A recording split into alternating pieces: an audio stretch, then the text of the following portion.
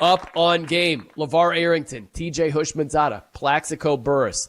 They've got you covered. Keep it locked right here on Fox Sports Radio. All right, we got some picks to make. Let's do it. Rapid Fire.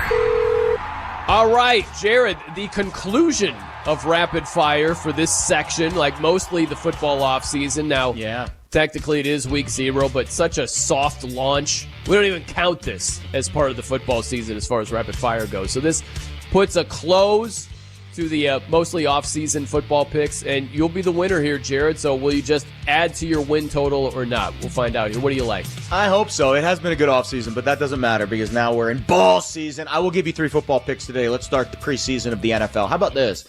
The Browns, minus 9.5 against the Rams. Why are the Rams flying to Cleveland for a 1 o'clock Eastern preseason game right before the regular season starts? Mind-boggling to me. McVay never plays the starters in the preseason. Not going to play the starters today. Might not even play the backups today. Might be third stringers, while the Browns are playing their starters today for about 25 to 30 plays. So we'll take Cleveland minus 9.5 against the Rams. We'll lay it with UNLV minus 30.5 against Iowa State. Big move on the spread. I think Dan Mullen wants to make a statement in his first game here in Vegas. I don't love the quarterback situation for UNLV. I do love the running back situation. Jaden Thomas, he's on the Doak Walker watch list. I think UNLV wins big, and I'll take 14 points. Fresno State plus 14 today against Kansas. The Jayhawks return Jalen Daniels. Everyone else is gone. The OC, gone. DC, retired. 8 new starters on offense and 9 new starters on defense. We'll go Fresno State plus 14. Okay, here we go. Give me Hawaii with the lead at the half. They're favored by a half point in the first half versus Stanford on the island. I think that Stanford lurches out the gate. They may win it, but I think Hawaii has the lead at intermission. Give me Idaho State. We're on opposing ends of this one. Plus 30.5. I'm taking the dog. I'm going to be taking a lot of FCS dogs early in the season. Okay. I think Mullen's going to call off his dogs earlier in this matchup. I don't think they necessarily need to win big. Iowa State versus K-State. Give me the first half under 25.5. Okay. I'll go fast. Because I have no choice. Just go. Let's start off with the WNBA, huh? Football. Give me Chelsea Gray over 5.5 assists. She'll get there. They'll do work. Give me the Brewers. I got it, Iowa. Give me the Brewers minus 145 to beat the Giants. Give me Avery Johnson under 208. I am dedicated. I am TNT. With Team in Training, you will reach your best physical self so blood cancer patients can reach theirs. Change your life by joining a marathon, half marathon, triathlon, or a cycle event, and you'll change the lives of blood cancer patients. I am committed. I am TNT. After 600,000 participants and almost $1 billion raised for treatments, TNT has helped the Leukemia and Lymphoma Society make a significant impact in the advancement of blood cancer therapies that save lives every day. I am making a difference. I am TNT. Join TNT. Expand your circle of friends to be part of a very special community. Train with world-class trainers and have the chance to be part of the most exciting endurance sports events in the country. Or train on your own schedule with TNT Flex. Join TNT and fundraise while you train and take part in getting us all closer to a world without blood cancers. Join TNT now. Go to teamintraining.org. This Labor Day weekend, be road trip ready with Valvoline Instant Oil Change. No appointment needed. Stay in your car while they change your oil and check your tires, battery, and fluids before you head down the coast or over the Golden Gate. Visit BayAreaOilChange.com.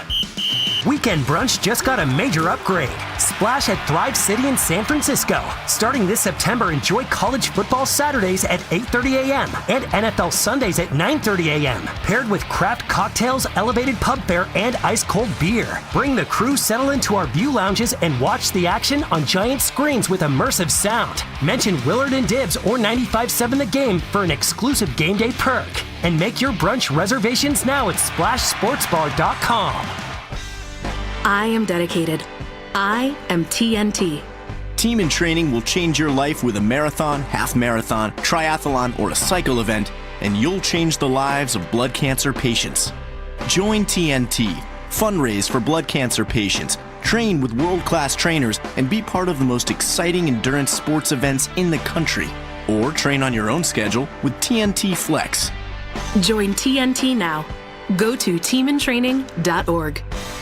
From carriage house to glass aluminum doors, R&S Doors has a full line of commercial and residential garage doors and gates to suit anyone's taste and budget. Visit rsdoors.com. R&S Doors. Look for the red truck. Toyota's national sales event is on, with great deals happening now through Labor Day, like on the rugged, versatile 2025 Tacoma, or score low 1.99% APR on the 2025 Tundra, built to haul, tow, and handle your to-do list. And don't miss the all-new 2025 4Runner, fearless on the trail and in traffic. Hurry in for Toyota's national sales event before these deals are gone for good. Toyota, let's go places. Offer available through TFS to buyers with premium rated credit. Offers end 9/2/25. Some people just know they could save hundreds on car insurance by checking Allstate first. Like you know to check for your wallet first before hitting the drive-thru.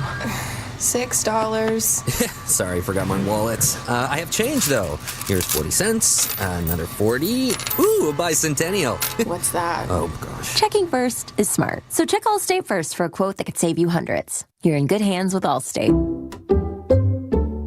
Savings vary. Subject to terms, conditions, and availability. Allstate Fire and Casualty Insurance Company and Affiliates, Northbrook, Illinois. Get in the zone, AutoZone. Brad's day is off to a slow start. So he heads to AutoZone, where batteries are as low as $89.99. Sammy, a local AutoZoner, tests his battery for free. Looks like he just needs a charge. And Sammy does that for free too. In no time at all, Brad is back on the road, ready to finish the day strong. Free battery testing and charging at every store. No hassles, just help. Get in the zone, AutoZone. Restrictions apply. If Twisted Tea Hard Iced Tea was your best friend, it would be the kind of friend that starts an impromptu dance party in the supermarket aisle that turns into an all-day pool party rager at your place, and you don't even own a pool. Twisted Tea Hard Iced Tea turns any day into a legendary adventure. It's smooth and refreshing real iced tea with just the right kick of alcohol. Twisted Tea Hard Iced Tea. Keep it twisted. Twisted Tea Brewing Company, Cincinnati, Ohio. Please drink responsibly. The John Deere Gator XUV lets you cut, pack, drive, scout, weld, stack, feed, pull, load, tow, spray, and haul, all in a single day. Because with the highest cargo box volume in its class, customizable features, and a towing capacity of up to 4,000 pounds, it gets the job done. You just have to get in the seat. Learn more at your John Deere dealer or visit johndeere.com/GatorXUV. The Game. You're listening to 95.7 The Game. KGMZ FM and HD1 San Francisco. An Odyssey Sports Station. Always live on the free Odyssey app, Twitch, and YouTube. Powered by First NorCal Credit Union. The best Giants talk in the Bay is on 95.7 The Game. Reaction to every pitch. He struck him out! To end the game, Ryan Walker! Every home run. Jung-Hoon Lee finds the bleachers in right center field. And every big play. Here comes Ramos! This game is over! It's your fix for Giants baseball. Not only is it the greatest game in the world, we're in the memory-making business. The Orange and Black Weekend Wrap.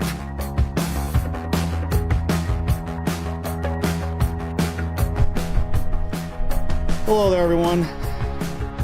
Oh, man. I'm wondering if that tagline, the memory-making business, is something that's going to come back and haunt Buster in a year or two. I mean, these are technically memories that the Giants are making right now. Not necessarily the best of memories, but... I don't think that's what he was referring to. No, I don't think he was, too. As the old saying goes, Dan, the beatings will continue until the morale improves. And...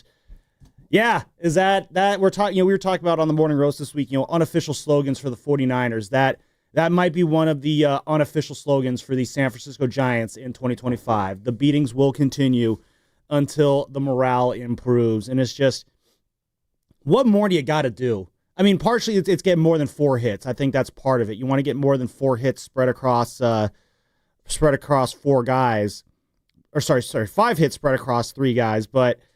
Yeah, Giants lose 5-4 to the Brewers in walk-off fashion last night. William Contreras with the 2-out home run to send all the Brewers fans home happy from American Family Park, as it's now known as. It's not Miller Park anymore, as it once was there in Milwaukee.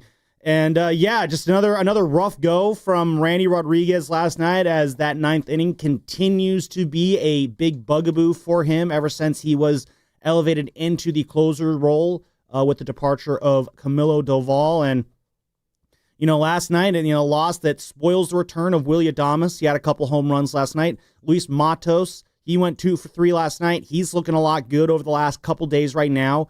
And he's a guy who a couple days ago, it looked like he was kind of, his time was done. He was not going to find a spot with this organization. And now he's put a couple games together that makes you think, well, hold on, not so fast, my friend, as Lee Corso would say. It is day 1 of college football, by the way, too, Dan. So we are getting deeper and deeper into the fall. And unfortunately here on August 23rd, Giants are 61-68. And it's just like, oh, good Lord. What the hell happened? Well, you know what? You have to take the little victories. And the little victory was Willie Adames. I mean, really, that's what you're at these days. You're just going to play out the season. And so, you take your little feel-good moments. I've given up on, first of all, the playoffs. I've given up on, first of all, on the division, the playoffs, and now even winning games. So now I'll take the little moments. And there were a few yesterday brought to you by one Willie Adames.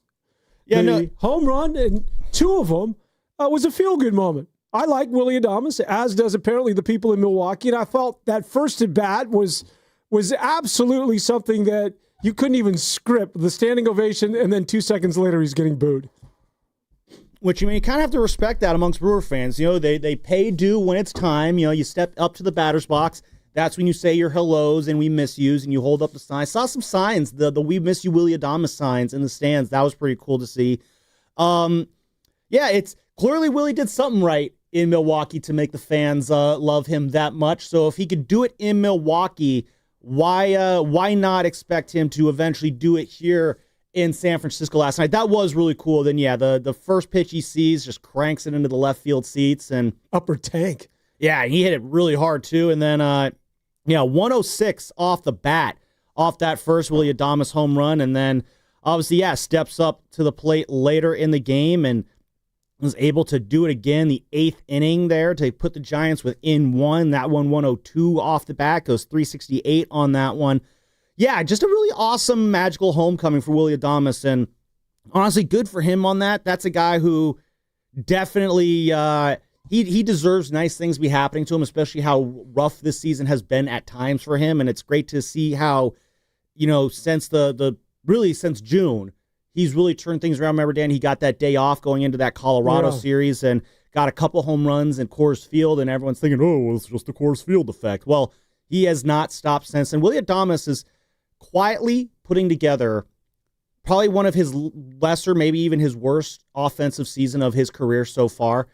And Dan, he's still going to finish with 25-plus home runs. He's going to be flirting with 30 home runs in what has been a down year for him. One of the worst offensive seasons for him, but one of the best as far as shortstops for the San Francisco Giants. If you think about it, there's only been now 3 guys who have ever played the position in the history of the sport, and that being one Richie Rillia and obviously Crawford, that have 20 or more home runs. So while it's an off season for Willie Adames, the Giants will take it. This is what they were looking for, with some punch at the shortstop position. And his defense has quietly become much, much more reliable. He is not Crawford. He's not Omar Vizquel, but he's good enough. And I would say he's slightly better than average. In fact, much better than average. And so Willie Adames, after the slow start, has been a plus. And I think that the affection that you referred to out there in Milwaukee, we've seen that here. It's not as though he led them to a World Series, right? It wasn't like a Freddie Freeman return. I mean, to see that, they had a video tribute for him as well. Oh, yeah. I mean, this was almost Klay Thompson-esque. And it just goes to show you, I think, what it is that we've seen in a brief moment here with the San Francisco Giants is that there's a serious sort of affection and a love affair with this young man. Yeah, and I think you're starting to see it come along, too. It was tough, obviously, the beginning of the year for him, and yeah, you're making a first impression, and he did have a good first impression. He had the walk-off hit in the home opener against the Mariners, which, again, you're thinking at a time when all the vibes were good around this team, that was going to be the start of something special. And then, of course, that's not how his start went. Those first 2 months, it was a grind. He was open about it. I always remember at the end of April, he did his little media scrum with us after the game, and he was asked straight up, like, how come you struggle in April? And he's like, I don't know. I got a friend who asked me. He asks me all the time, why do you suck in April? And I tell him, I don't know. And he's very aware of it. And the fact that that was what made this start, obviously, with his frustrating, was the fact that we knew he had that other level. And it was this matter of, are we going to be patient enough to let him work out through the early season struggles that he goes through every year? And he's definitely done it. And I don't know if he's done enough to truly kind of make everyone feel like the money spent on him was worth it. Again, I think I said this last week, he might never live up to the $182 million deal that he was given, but that doesn't mean that he still won't be a good Giant. He has been this year, and a couple months ago, you would have listed him as one of the 3-4 top things that are wrong with this team. And nowadays, he's definitely not in the top 5. There's a lot of issues, though, with this Giants team, though, Dan. And last night, again, is just another gut punch last night.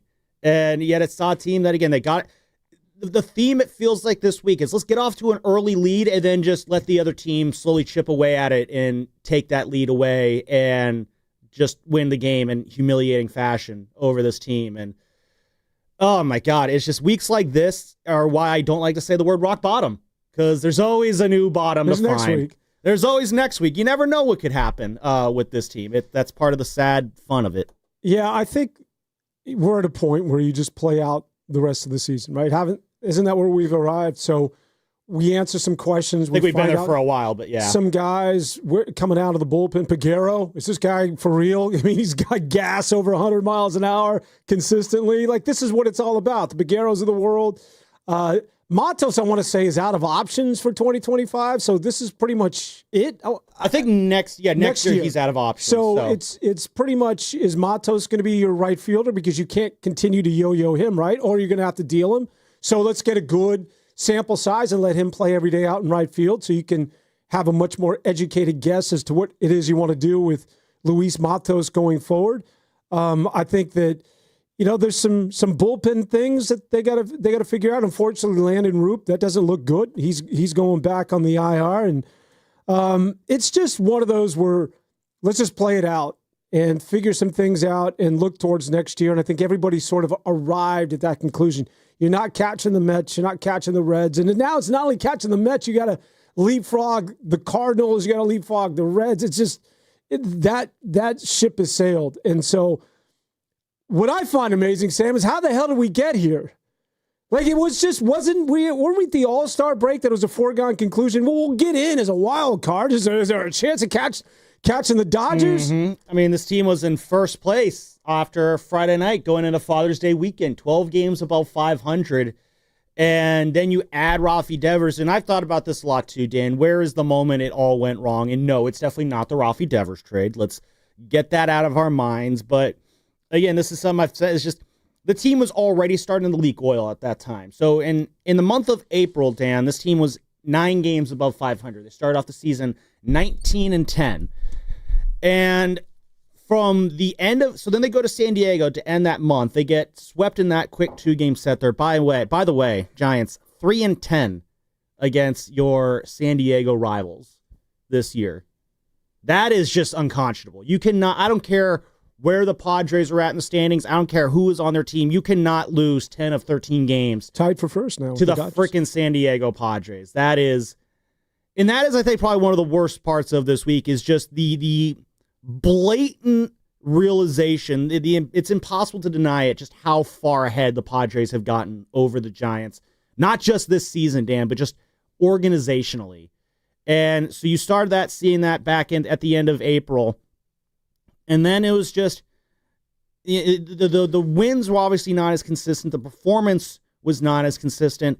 When I look back on it, Dan, when things really started to spiral out of control, I look back at that Twins series when they went to Minnesota. I think it was the second week of May, and they got swept out of the Twin Cities in just brutal fashion. And that just I think, started a trend where it was just the Giants were just, they weren't so much winning games as much as they were kind of surviving some of these games. And that spiral just, it was a trickle at first.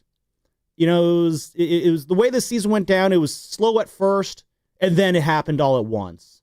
And that's what you started to see happen in June and July, where the slide just, every time you think they could get a win that would turn things around. Like, I think we saw one of those on Monday night. The Giants beat the Padres 4-3. You had a 2-game winning streak for the first time, and it felt like forever. This team was finally building some momentum.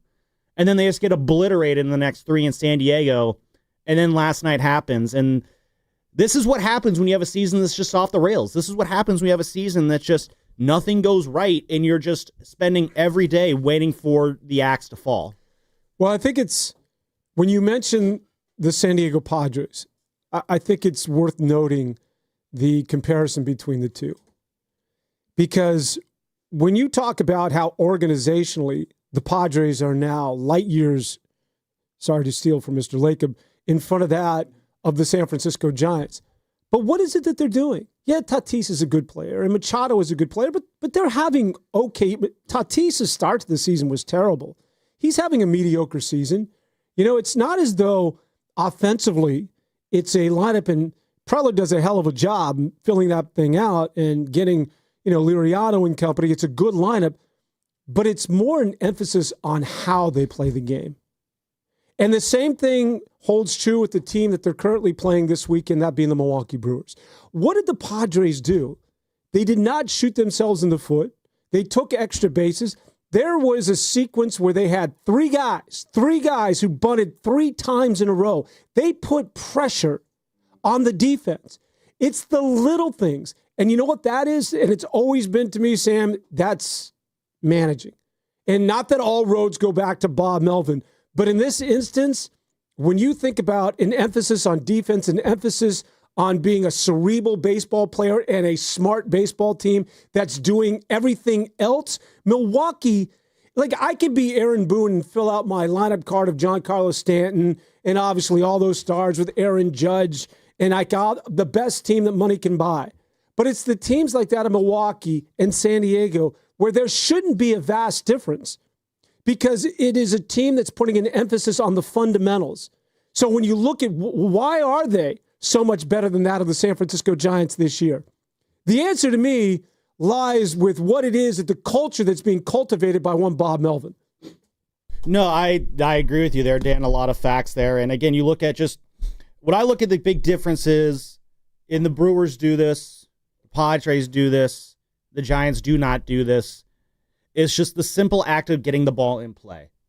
And that is something that the Padres and the Brewers both excel at there. Shout out to Zach behind the glass today, pushing all the buttons. Good, well-timed drop there by Zach.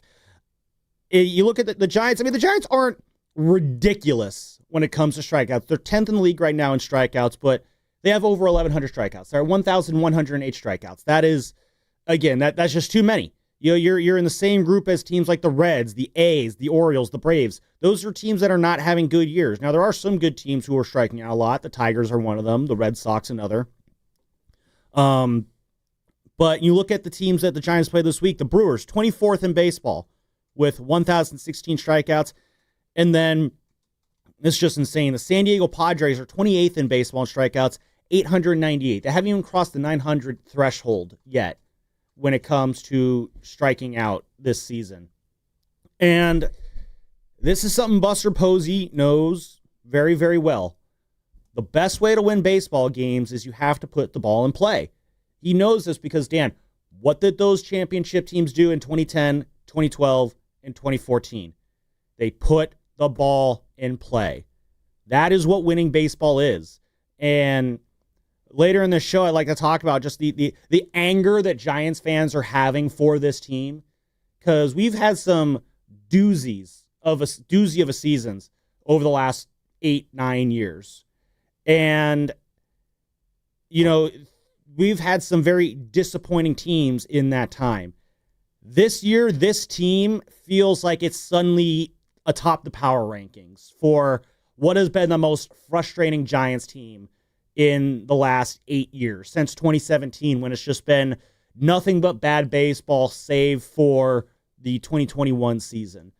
And part of what has been angering me a lot over the years, and it's just getting more and more tiresome, is the strikeouts.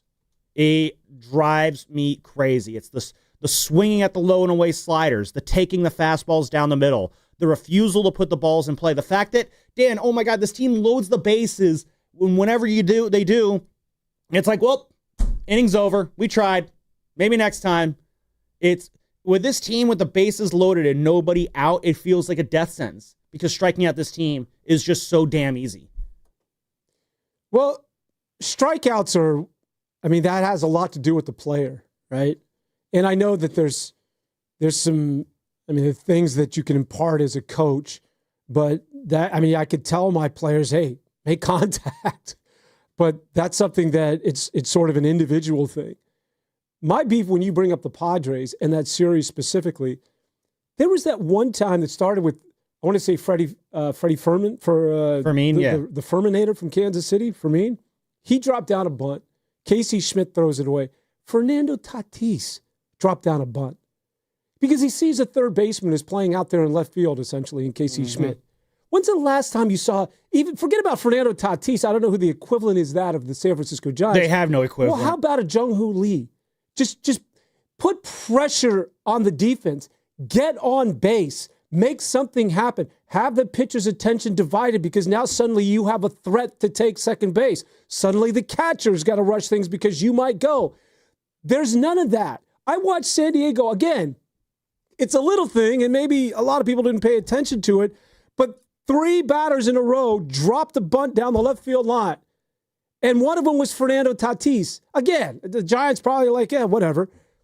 That in and of itself is something that I think when we talk about the difference between that of a Brewers team and a Padre team, it's I will take whatever it is that you're giving me, and then I'll make something happen. That's where the molehill starts, and then it grows from there. If you're going to be a good team that's going to do everything else. If you don't have the ability to hit, have 3 guys in your lineup that are going to hit 30 or more home runs, then it's the other things that's the reason for the success of that of the Brewers.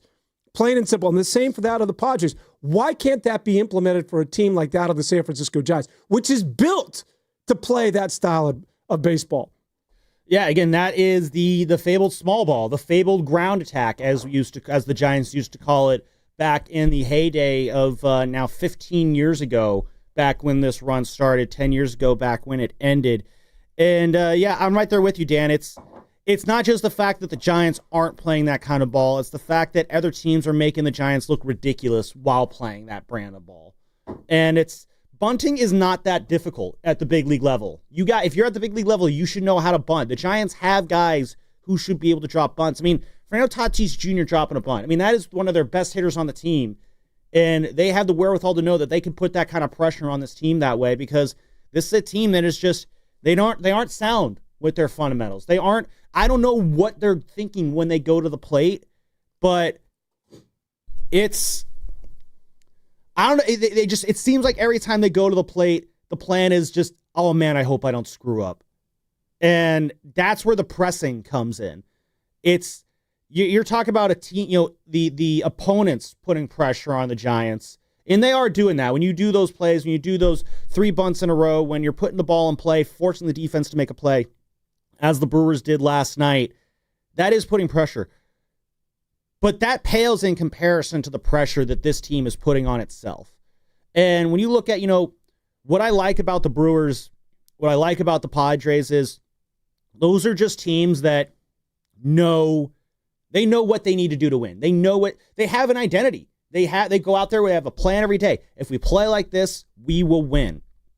In the Giants, it's just like, if we go out and somehow get more runs than the other team, some way, somehow, maybe we could probably win this game.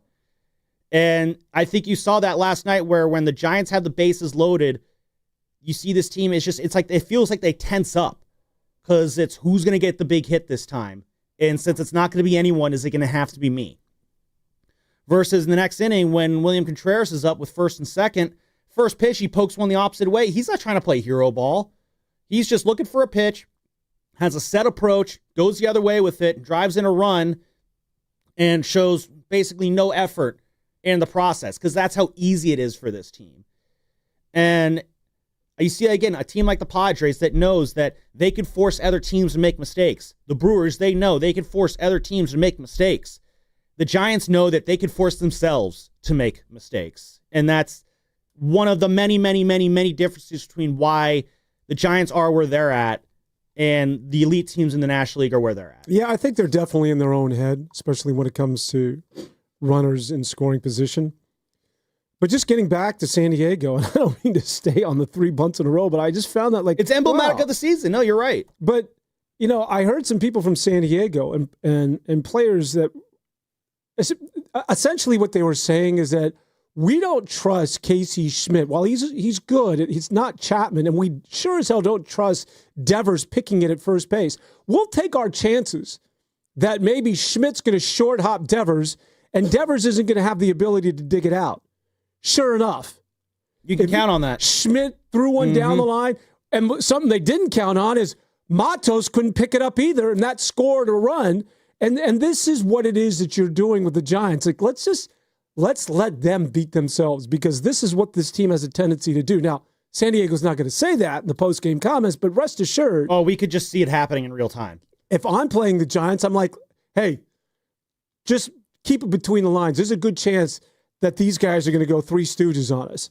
And, it happens with high frequency on this Giants baseball team. I have no security in catch. Even watching him catch a routine ball, and I think I mentioned this last week, if I'm the GM or if I have anything to say about it, Elliot Ramos isn't going anywhere. He's too young, he's too talented, and I have 3 or 4 more years of team control. He has to get better defensively. But if there's a routine ball to left field, he makes nothing look routine. No. Like that one-hand stab he has with it, I'm like, oh. Whereas Yastrzemski was the polar opposite. But now Jung-Hoo Lee obviously gives you that security when there's a fly ball. But anything hit out to left field, I'm like holding my breath when it comes to that young man. I mean, there's a part of me, again, sometimes out to right field, you're forced to hold your breath. Now, Drew Gilbert, he's done pretty well in right field. Luis Matos, again, kind of back from the dead this week. It feels like the clock is very much ticking on Luis Matos. His doomsday clock is getting closer and closer to midnight. The last 2 days, he's kind of pushed that, minute hand a minute or so further away from midnight there. So, and he's going to get a lot of run this next month. And Matos is a guy, in the brief time that he's been in baseball, the more at-bats he gets, the more consistent at-bats he gets, the better he starts to look. And this next month, this final month of the season, there's 33 games left in this season. He is going to have plenty of opportunity to get lots of at-bats and show that he belongs here, because, this is the last year he has options, Dan. And, yeah, time's running out on him, especially with Drew Gilbert on this team now. I don't know what they do with Ramos next year. Maybe they move him over to right field and try something else in left field. Maybe they sign someone or make a trade to bring someone in to play left field. So, nothing gets things done quite like necessity. Hopefully, Luis Matos can use this next month to kind of build off what he's done these last few days, and show something positive for this team going into next year. Because, again, Dan, there's no identity. This team, there's no plan on how to win games. I mean, you talk about the Padres taking advantage of the Giants' lack of athleticism, the lack of defense, lack of fundamentals. When's the last time I felt like the Giants did something to try and attack a team's weaknesses? It's just, I can't think of anything. So we got a lot of fun stuff to talk about on this show. Well, we got a lot of stuff to talk about on this show. I don't know how fun it's going to be, but I do have a question, though, for Giants fans. It's just, what about this season has angered you the most? All right, 888-957-9570 is the number. What about this season has angered you the most? We'll talk about that a little bit on the other side as well. Shout out to those watching on YouTube. Brought to you by First NorCal Credit Union. For a low rate auto loan, apply online or just ask for First NorCal financing at the dealer. Bonte Hill, host of Giants pre and post game and Warriors pre and post game. He is going to be joining us at 11 o'clock. This team is driving him nuts as well. Does he not get enough airtime, this young fella? Oh no, he hates he hates being on air. That's why I make him come on the show. But yeah, our guy 6-16. Sorry, got the record mixed up there. 6-16 when Bonte does the pre and post game show. So he was big fired up about the Giants yesterday. Maybe he'll bring some of that energy to the show this morning. So we'll talk about that. Again, what makes you the most angry about this season, Giants fans? Want to hear from you. We take any and all Giants takes on the show. Mitch, I see you. We'll get to you on the other side. This all is brought to you by Fremont Bank, here for you, here for good. Ain't nothing gonna break my stride. Nobody gonna slow me down. Don't let pneumococcal pneumonia break your stride. If you're 50 or older, you're at increased risk. So be proactive with Capvaxive pneumococcal 21-valent conjugate vaccine to help protect against invasive pneumococcal disease and pneumonia caused by certain types of pneumococcal bacteria. Capvaxive helps protect against the strains of bacteria that cause about 30% more IPD cases than any other pneumococcal conjugate vaccine in adults over 50, according to national-level CDC stats. Regional variations may exist. Don't get Capvaxive if you're allergic to the vaccine or its ingredients. Tell your doctor if you have a weakened immune system. Common side effects include injection site reactions, feeling tired, headache, muscle aches, and fever. Capvaxive does not protect against all strains. For more information, call 1-800-927-8888 or visit capvaxive.com. Ask your doctor or pharmacist about Capvaxive. Need help paying for your Merck vaccine? Visit merckhelps.com. Sponsored by Merck. Citizens, since we each upgraded to Xfinity in our homes, the Wi-Fi has been booming. It's fair to say our town has officially become a boomtown. Mayor, will I be able to drop into multiplayer gaming battles with low lag? The lag won't be an issue, but your questionable skills may be. And what if I have hundreds of devices on the Wi-Fi? Purely hypothetical. Seems like a lot, but sure, hundreds of devices all booming together with the Xfinity Gateway. Yes, friends and neighbors, with Xfinity, the Wi-Fi is booming. The Wi-Fi isn't the only thing that's booming. Now get the most reliable Wi-Fi and our best-in-class equipment for one consistent price for 5 years guaranteed. All in. Plus, get unlimited data included and no annual contract. All with the 5-year price guarantee from Xfinity. Visit Xfinity.com, call 1-800-XFINITY, or visit a store today. Restrictions apply. Not available in all areas. New residential customers only. Select plans only. Xfinity Gateway with X5 Complete required for unlimited data except in certain areas. Most reliable Wi-Fi based on Open Signal Awards USA. Fixed Broadband Experience Report, August 2024. Actual speeds vary. Hey, it's Butcher Boy here for the one and only Ceremony Ford in Colma. And listen up, Tesla owners. It's time to make the switch. Right now, you can upgrade to a 2025 Mustang Mach-E Select for just $239 a month, plus tax for 36 months. And it's only $19.99 due at signing. No trade-in required. And here's the kicker. 0% APR on every Mach-E in stock. We're talking over 100 to choose from. One of the largest inventories in Northern California. Plus, you get a $2,500 rebate, 2 years of complimentary maintenance, and the Ford Power Promise. That's a complimentary home charger with installation. Not a current EV owner? No problem. You still get the Ford Power Promise. But hurry, these offers end September 2nd. Don't wait. Don't overthink it. Ceremony Ford in Colma, your NorCal Mach-E headquarters. See dealer or ceremonyford.com for details. And we're back, live during a Flex Alert. Dialed in on the thermostat. Oh, we're pre-cooling before 4 p.m., folks. And that's the end of the third. Time to set it back to 78 from 4 to 9 p.m. Clutch move by the home team. What's the game plan from here on out? Laundry? Not today. Dishwasher? Sidelined. What a performance by Team California. The power truly is ours. During a Flex Alert, pre-cool, power down, and let's beat the heat together. This is the story of the one. As a lineman, he does whatever it takes to keep the power on in his community. And he wants a partner like Grainger who does the same. Grainger offers the professional-grade products he needs, from voltage detectors to harnesses to hard hats, plus fast, dependable delivery, so he can rise to every challenge.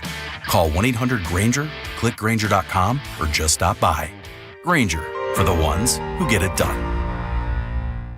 This Labor Day weekend, we're celebrating Bob's Discount Furniture's 200th store milestone with the entire Bob's family across the country. For more than 30 years, we've believed everyone deserves the home they love. That's why we brought our everyday low prices on furniture, mattresses, and more to over 200 locations from coast to coast and counting. Not to mention free treats for the whole family in our cafes. Celebrate Bob's Discount Furniture's 200 store milestone this Labor Day weekend. Oh, my Bob! Our lives are the sum of our choices. Bring home Mission Impossible, The Final Reckoning on digital now. Tom Cruise stars as Ethan Hunt in this action-packed thrill ride, available today from Paramount Pictures. For your chance to win a digital copy, enter online at 957thegame.com. Are you interested in being an install or service technician?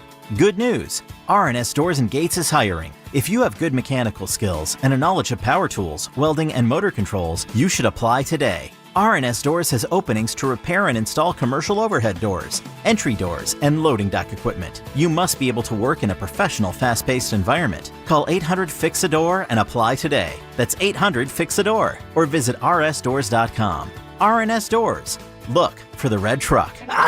Your cold is coming. Your cold is coming. When you feel a cold coming, shorten it with Zicam, the #1 cold shortening brand. Oh, no, not before my big trip. The big trip you've been planning is coming up, and so is your cold. But Zicam can shorten your cold and get you back to planning sooner. Thanks, Revere. We really should keep Zicam in the house. Shorten your cold with Zicam. Take it from America's most revered messenger. Shorten your cold at the first sign with cold shortening products from Zicam, the #1 cold shortening brand. Available in stores or see where to buy at Zicam.com.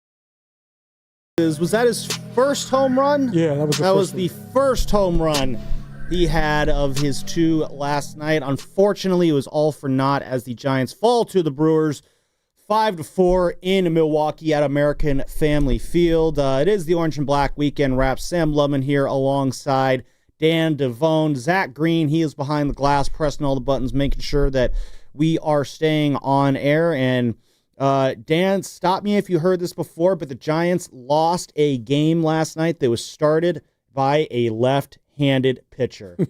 Wow, weird how that seems to keep happening here. I have all the results up here, Dan.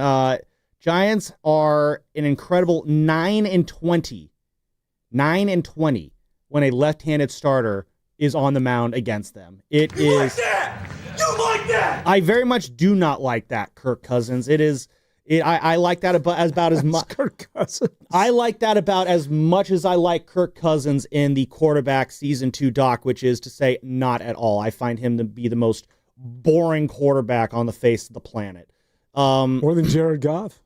No, I thought Goff, again, I've only seen a couple episodes of the most recent edition of quarterbacks so far, but it's one of those things like, you know, like I'm leaning forward when Goff is going. I'm leaning forward when Joe Burrow's on the screen. And it's like, all right, let's cut to Kirk Cousins. Like, okay, I'm going to go in the other room and do something else. Yeah, I'm kind of that way too. Kirk Cousins is background noise to me. He's just the equivalent Why don't we like Kirk Cousins?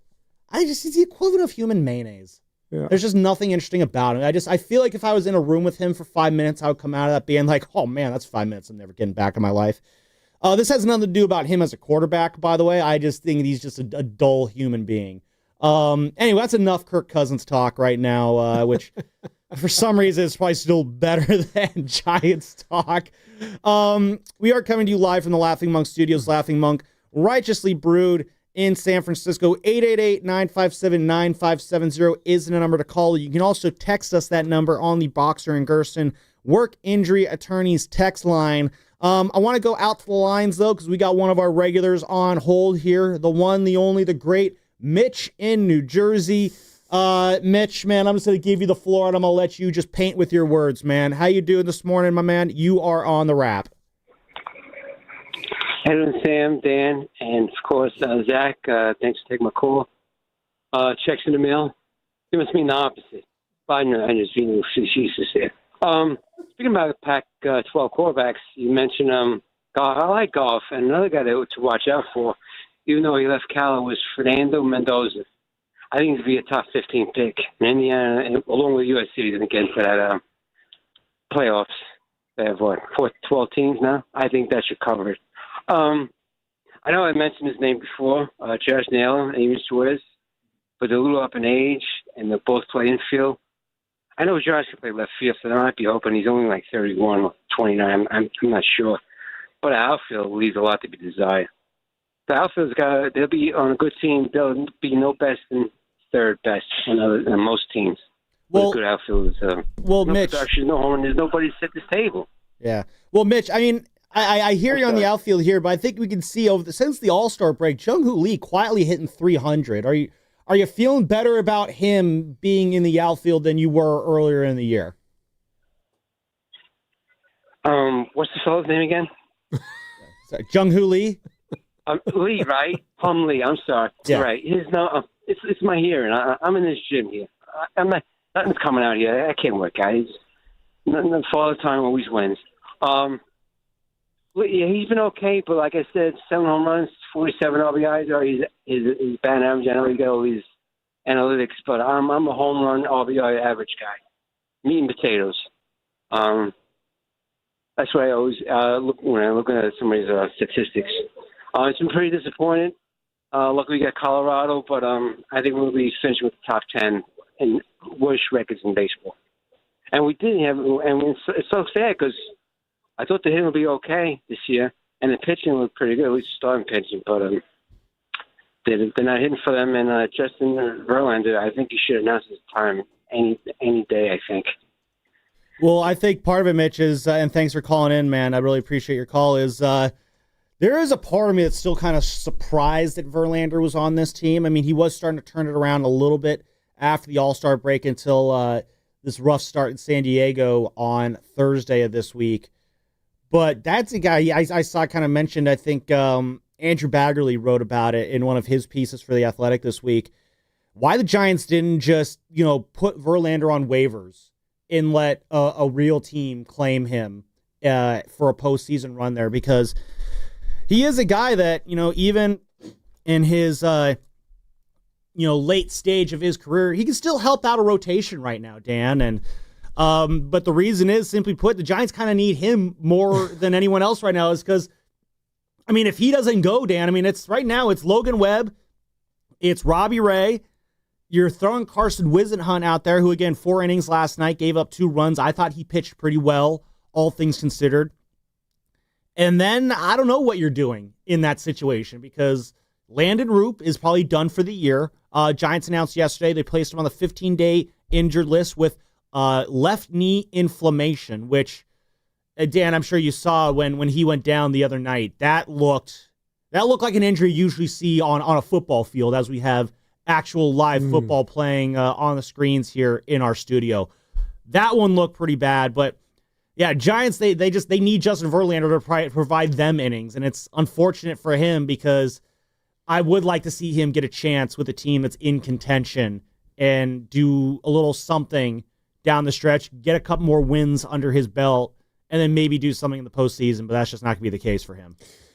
I'll shout out to Justin Verlander, because regardless of what people think about him, he's been a stand-up guy from beginning to end. I know at the end of the day that doesn't really mean much, but sometimes I think what happens, especially for me, as you get older, you pull for good people in this world.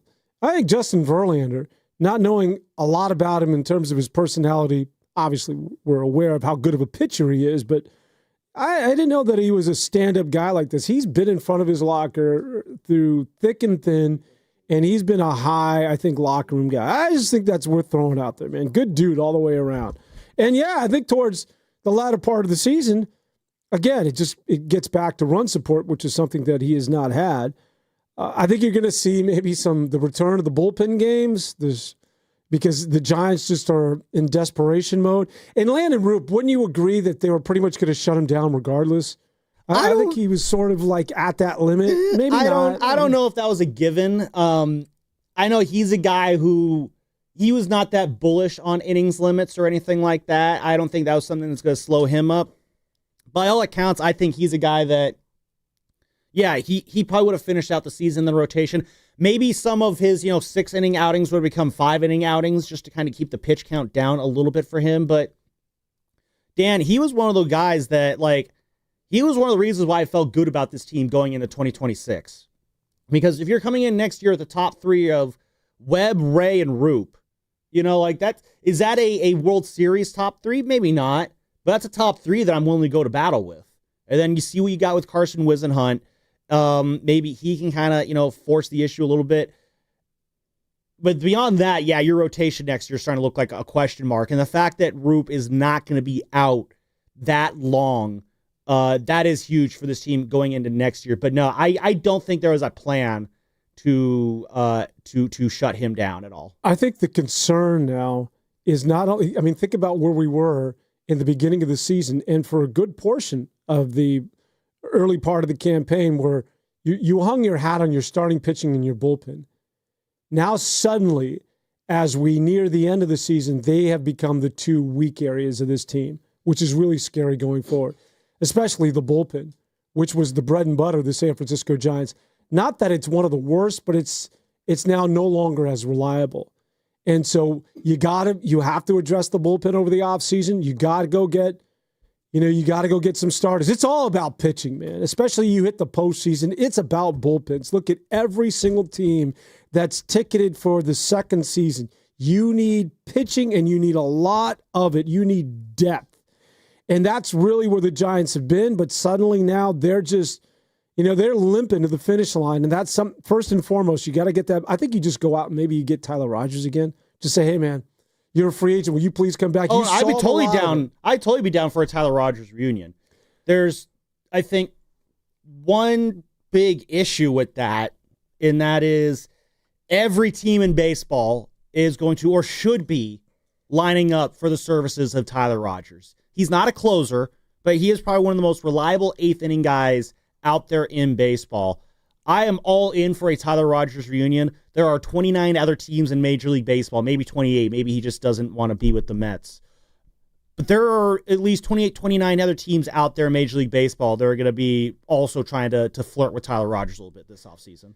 And the other thing, getting back to Mitch's call earlier when he was talking about he's a meat and potato guy, I'm right there with him when it comes to the outfield.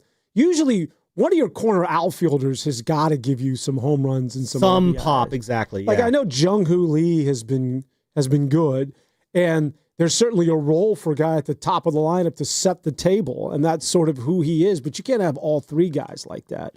I mean, you can't be Punch and Judy with three. You know where the Punch and Judy originated? I have not even heard that phrase. Are you serious? Why are we Punch and Judy? That doesn't. So there's a reference. Zachary, are you familiar with Punch and Judy? Okay, so there's Punch and Judy hitters. If you ever hear a guy refer to a hitter, oh, he's Punch and Judy, means that it's sort of Jung-Hoo Lee. Not a guy that's giving you a lot of meat on the bone. Not a home run RBI guy. It's just someone who goes the other way. Somebody that's just not doing a lot of serious damage. It's Punch and Judy. And it originates from an English puppet show where they have these two puppets that would hit each other gently with sticks. And somebody made the reference back in the turn of the century of a baseball game like, the New York Yankees got a bunch of Punch and Judy hitters. Anyways, there you go. That's your factoid of the day. But you do need somebody. You know who I like that I want to see get some more run is that Drew Gilbert is this guy. Sometimes you look at a guy and you're like, I like the way that dude's wired. I just, nothing more than, other than I know he's a guy from, like, he's a Tennessee, he's a volunteer, he's from the Oregon area. I'm always partial to people on the West Coast, especially the Pacific Northwest. I think he's from Minnesota. Minnesota, yeah. That's it. He's a Minnesota guy. Yeah, so it's a big Joe Mauer usually good people come out of Minnesota. So very polite. There's sometimes you look at a guy and you're like, there's a twinkle in this dude's eye, man. Let's roll him out there. I mean, that's as far as I've gotten with the guy because I don't know a lot about him, but I mean, when he had his first knock last week, was it a week ago tomorrow, I think, I was like, all right, this dude's got some bat speed. I like his attitude. Let's roll him out there. Well, he was showing some energy. What in that Monday night game in San Diego? Did you see him? They get the home runs there, and they cut to him with a dugout. And he's going like like screaming his guts out in the dugout there. You love the energy that you're seeing from this kid, and I want to see more from him too. Just to see if there's any there with him. It's gonna be him and Luis Matos out in right field, probably for the rest of the year here. The defense with Gilbert, I like it. I think he plays right field very well. He plays right field in Oracle Park pretty well. I thought I talked about this on the show when he made his debut. His first night out in right field, I thought he showed a defensive wherewithal out there that you don't usually see from guys who have played right field for the first time at Oracle Park, which was very encouraging to see. The thing with Gilbert, though, the dude needs to hit. And I can't, he's got the hit, he's got the home run, but it's just, the results aren't there at the plate yet. And there's the part of me that says, well, you got to let him get settled in. You got to let him try and get into a groove. There's the other part that's just like, this looks like a guy who might need some more time in the minor leagues. And again, this is where you learn those things. Now, Drew, he is 24 years old. He's got a lot of baseball left ahead of him, so it's okay if he's not arriving right now. Those are going to be the questions that the Giants are going to try to answer here in the final month of the season. Dan, you mentioned, though, the pitching and the bullpen, though. Before we move on to Drew Gilbert, don't you think that what the rest of the season provides is a perfect opportunity, especially if you're going to trade Camilo Duvall and Tyler Rogers and you're getting prospects and one of them's a right fielder? This is the perfect chance for you to play every single day. I've seen Luis Matos. I know that there's a chance that he could open some eyes and maybe he's part of the future. To me, if the only reason I'm playing Luis Matos is that he becomes trade bait and there's somebody else that says, oh, hey, Luis Matos, yeah, I'm willing to take a roll around that guy. Drew Gilbert, to me, if you're not going to the playoffs, which you're not, and you're just playing out the string, I want to see that dude make his mistakes. I don't care if he takes an offer for the rest of the month. I want to see him get run so that when we go to spring training next year, he has a legitimate shot of locking up that position. Yeah, I definitely, and I think that's what we will be seeing. But again, I think it's going to be split with Luis Matos because, as you said, Dan, you want to find out what he is. Is he a future of this team or is he a trade chip? And this is where the struggle is going to get a little bit difficult because I don't know what Ramos is going to be in left field every day the rest of the year. They might try him in right field next year. I'd be curious to see if that ends up happening. If that's the case, I want to see Drew Gilbert get some time in left field as well. Maybe there's some days where ideally you can get Gilbert and Matos in the lineup at the same time. Problem is, though, is that and then you don't have Ramos playing, and the Giants, they want to have Ramos in the lineup every day because they need his bat for better or for worse. And this kind of goes into, I think, what makes this season so frustrating is that there's very few opportunities to kind of there's very few opportunities to try and kind of do experiments like this because they still want to win games. These guys, they still have a professional pride. I know wins and losses probably don't mean a whole lot right now, but these guys don't like losing. They're going to keep trying to win baseball games. And so that means Elliot Ramos is going to be in the lineup for the foreseeable future. So it's going to be hard to find time for both those guys to be in there. As a result, you're going to see a platooning between Gilbert and Matos, probably. And I know that's not going to appeal to Giants fans. They're probably screaming at me right now over that, and I agree with them. I would probably rather see Gilbert and Matos manning the corner outfielder spots more often than not at the expense of Elliot Ramos. But that's just not going to happen because Ramos is a locked-in part of this team's future. And also, he's playing for a contract right now. He's got 4 years of team control left, but he's going into his arbitration years. Mm-hmm. And so he's got to try and get his money too. So it's going to be tough for the Giants to kind of learn everything they need to learn about Drew Gilbert and Luis Matos this last month of the season because of just the realities of you have 4 guys for 3 outfielder spots. What am I missing here? Because I've heard this bannered about. Elliot Ramos wants to play right field, apparently. He feels more comfortable in right field. Somebody needs to explain to me, if he can't play left field at Oracle, which he's had a hard time, who the hell thinks he can transition to right field, which is one of the more difficult right fields in all of Major League Baseball? Well, he is a natural right fielder. That was the position he originally came up with. If it weren't for Mike Yastrzemski, he probably would have been playing there for the last few years. But that is a fair question. I get that, but I've seen him in center, and I've seen him in left, and I don't think right field is I think it's, again, we've talked about this a lot this year, especially when it comes to Rafi Devers, the comfort aspect. I think it was brought up, with Bryce Terang last night. When guys, they have positions that they just like to play in, it's the comfort aspect of it. When you're comfortable... Would you be comfortable, though?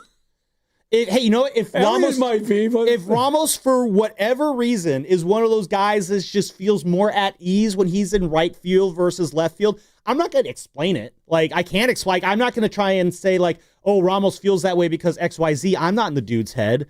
I don't know what makes it. I don't play the game professionally, so I don't know exactly. No, I mean, you as a fan, he might be comfortable. Are you, Sam Lubman, the fan? I see what you're getting at. Are you comfortable with him being in right field? You know what? I'm accepting of him in the outfield. Okay. I am accepting of the defense there. It's frustrating, but the reason why I would be okay with it is because I think a lot of his issues defensively are correctable. Like, it's not that difficult to get more reps in, especially in spring training, and just make yourself a smarter fielder. So I see room to grow there for Ramos in the outfield with his defense, and I see no reason why he can't achieve that growth going into next year. So I mean, if he doesn't, yeah, you got bigger issues there, because then it's like you're still at the stage of your career where you're still trying to get better. Like, he is not the guy that he is. Like, he is not the finished product that we expect him to be right now, which is again, that is okay. He's still 26, 27 years old. He's just entering his prime years. But you need to be getting better and better every year, and that's going to be the next step for him next year going on defense, is show that whatever your issues were on defense this year, show that you corrected them, and then come in the next year a better player. Yeah, I think you're going to know a lot more about Elliot Ramos, the baseball player, going forward on what it is that he does this offseason. Like, if he takes this serious, like from day one, he's got to work. And it's not when he comes to spring training, it's the minute the season's over. He has got to work on his defense. And that's what young players who have long careers, or young players that are able to get to the next threshold, they put in the time. Steph Curry, early on, great shooter, but he needed to put on weight. He was getting pushed around, not a guy that could, hold his own in the paint. And guys work. And if or he could take the offseason and go down to Mexico or whatever, or he's got enough money to have fun and then show up in spring training and then say, all right, well, let's get to work. But if he's serious, he knows that he has the athleticism to play in this league, and I think he's been a little bit too reliant on the fact that he can roll out of bed and hit. That's just who he's been, and he's a tremendous athlete. But now he has to. The light has been shown. It's been illuminated on what it is that he can't do, and that is play defense. And it's not about getting to the gap or taking, making sure that you get to the line quick. It's about the fundamentals. It's about the minutia. It's about the routine. That's what he has to focus on. And you'll know a lot more about him and his seriousness as a baseball player this offseason going into next year. Dan, there's a song I like. It's called One Thing Leads to Another. It's by the band The Fix. And one thing leads to another. Yeah. Zachary, we get a little taste? Maybe we'll find it as a rejoin next segment. But Zachary's working on his putting right now. He's visualizing sinking a 14-footer. Thinking about those days on the Live Tour. But that's one of those things where it's going to be one thing leads to another. And right now we're seeing, I think, in a negative sense, where the struggles on defense, I do wonder how much they do bleed over into the offense with Ramos. But I do believe when you could get him to be a more confident defender, where he's feeling locked in the outfield, no matter what corner it is, there's no second thoughts there. You get more relaxed when you're not making mistakes. That leads to more relaxation at the plate, which leads to better results at the plate, which leads to you feeling like a more confident player, which leads to you playing like a better player. One thing leads to another. Get better at one thing, you could start a domino effect here to make you better. And then if you're producing at the top of the lineup, that makes things easier for the rest of the lineup. Again, I mentioned this last segment. With the Brewers, they know how they're going to win. They don't need to stress anything. They don't need to press for anything because they know they trust their process. The Giants, meanwhile, again, there's a time at the beginning of the season, Dan, where they were stealing bases left and right. And you're thinking like, oh man, are we a base stealing team now? This is pretty cool. They're not doing that anymore, in part because the lineup production has dried up so much. The Giants can't risk stealing bases and giving up outs and taking potential runs off the bases. And so when one thing goes wrong with this team, it leads to another thing going wrong, which leads to another, which leads to another. And you just have this negative death spiral going on. And on the other side, I really want to get into the anger with this team, because Elliot Ramos had a moment this week that I want to get into. It happened last weekend, but it ended up being a big talking point this week, where he made some comments that were twisted out of context, but I think really shined a light on where Giants fans are at with this team and the anger that they have with this team right now. So we will talk about that a little bit on the other side. Tonight, after the 49ers preseason finale against the Chargers, though, Make sure you lock in a 95.7 The Game after the final whistle for overtime with Mark Grandy and Sterling Bennett. They'll have everything you need to know about the Niners preseason finale. What did Trey Lance do against them? Did Brock Purdy even see the field? Did Jake Moody make a field goal? They'll be talking about all that tonight after the final whistle, so lock in a 95.7 The Game as soon as the 49er game is over tonight with Mark Grandy and Sterling Bennett. On the other side, more your calls, 888-957-9570 is the number. Giants fans, what has made this season so angering to you? We're going to talk about that a little bit more on the other side. Bonte Hill at 11 o'clock. More to come here on the Orange and Black Weekend Wrap, brought to you by Fremont Bank. Here for you, here for good. This Labor Day weekend, be road trip ready with Valvoline Instant Oil Change.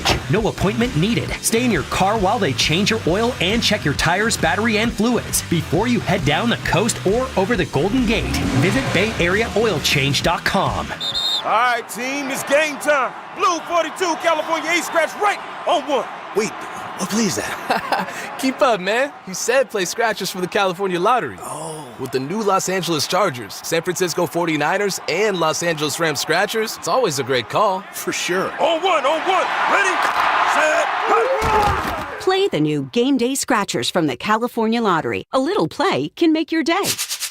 Please play responsibly. Must be 18 years or older to purchase, play, or claim. This is Larry Flick, owner of The Floor Store. Our Labor Day sale's on now, and it's big. Up to 50% off store-wide, 0% financing for 2 years, and we pay your sales tax. Go to floorstores.com for directions. The Floor Store, your Bay Area flooring authority. We finally switched to T-Mobile because with them, we can be connected here and there. Listos todos. Estas son las mañanas. Now we just need to harmonize. Switch today. Get 4 Samsung Galaxy S25 phones with Galaxy AI. Plus, get 4 lines for just $25 per line. Visit a store, T-Mobile.com, or call 1-800-T-Mobile. 1-800-T-Mobile. For well-qualified customers with autopay plus taxes and fees and $35 per line connection charge. Minimum 4 lines on plan. Contact us if canceling lines. Plus $5 per line without autopay. Debit or bank account required. Visit T-Mobile.com. If you've started thinking about what to wear this fall, your timing is perfect because Macy's Fall Preview event has early deals on looks everyone will be wearing. Romantic dresses from BCBG and Avec Les Filles, Western-inspired boots and bags from Steve Madden, all 25% off. Plus, take 15 to 25% off fall beauty from Yves Saint Laurent, Estee Lauder, and Clinique. Don't wait. This fall preview won't be around for long. So come into Macy's today. Savings off regular and already reduced prices. Exclusions apply. Hi, I'm Brian Bakhtiari, Executive Manager at Stevens Creek Subaru. The Bay Area has much to offer, with some of the best natural landscape, cuisine, and entertainment in the world. Stevens Creek Subaru also has much to offer, like our good prices, great selection, truly exceptional service, and the Subaru A Lot to Love event going on now. If you're considering a new or pre-owned Subaru, parts or service for your Subaru, or want to visit the Subaristas at our Wilderness Cafe, Stevens Creek Subaru is your destination for all things Subaru. This month, lease a 2025 Crosstrek 2.0i for just $269 per month for 36 months on approved credit, plus tax, license, and registration fees. No security deposit needed. $24.95 due at signing. Includes a $650 acquisition fee and an $85 dealer documentation fee and first month's payment. Must take delivery from retailer stock by 8/31/24. MSRP $27,816. 15 cents per mile over 10,000 miles per year. Offer expires end of month. VIN JF2GU ABC7SH275175. See Stevens Creek Subaru for details. Visit us on Stevens Creek in San Jose, right next to Santana Row, or StevensCreekSubaru.com. And remember, buckle up and drive safely. Are you curious about who offers the best deals on top-rated Samsung, LG, and Sony TVs? The answer is surprising. It's not online, and it's not the warehouse clubs. The best deals on top-rated TVs are at Video Only. Don't believe it? Then check out the trade-in deals at Video Only. How about $500 for your old TV? Try doing that online. Before you buy that new TV, drop into Video Only. If you don't, you'll be sorry. This is the story of the one. As a safety manager at a manufacturing plant, he does everything he can to keep his coworkers safe. From finding ways to reduce risks to keeping safety supplies in stock. And for that, he relies on Grainger. Grainger offers a broad range of quality products and next-day delivery, so he can always play it safe. Call 1-800-GRAINGER, click Grainger.com, or just stop by. Grainger, for the ones who get it done. You ever try fixing your car and realize you're missing that one part? Yeah, been there. That's why eBay's my go-to. They've got millions of parts, guaranteed to fit. I'm talking brake pads for when yours have seen one too many miles of stop and go. Oil filters, cause you don't mess around with your engine care. Even got this cold air intake on my watch list. I might just go for it. to keep the ride cool and your DIY streak hot. Find all the parts you need at prices you'll love. Guaranteed to fit every time. eBay. Things. People. Love. Eligible items only. Exclusions apply. Get in the zone. AutoZone. Bob's had the same car, Betty, since high school. And that was a while ago. Bob's dealt with wipers, slow starts, and a few warning lights. And every time, Bob went to AutoZone, where a friendly AutoZoner helped with free services and the right parts to keep Bob and Betty on the road. No hassles, just help. Everything you need, nothing you don't. Get in the zone. AutoZone. Restrictions apply. Febreze. As a rideshare driver, I love keeping my car smelling fresh and clean. So when I'm driving, I only trust Febreze car vent clips, featuring 3 distinct intensity settings. Because it's that little touch that sets me apart. I can turn the intensity down for subtle freshness, or I can turn it up for when I want lots of scent. So whether it's set to low, medium, or high, with Febreze car, I know my car's going to smell amazing. Which keeps my driver rating right where it belongs. Picking up Oscar! You're listening to 95.7 The Game, KGMZ FM in HD1 San Francisco, on Odyssey Sports Station. Always live on the free Odyssey app, Twitch, and YouTube. Powered by First NorCal Credit Union.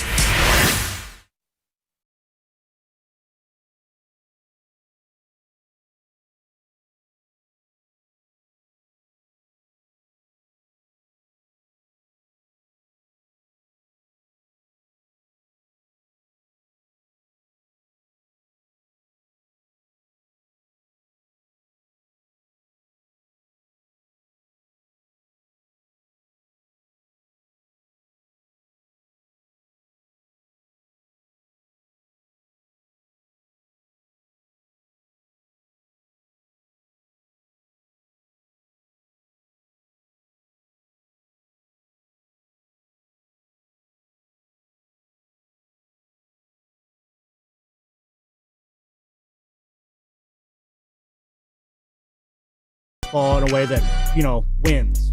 Whereas the Giants don't. Giants lose 5-4 to the Brewers last night despite getting 3 home runs.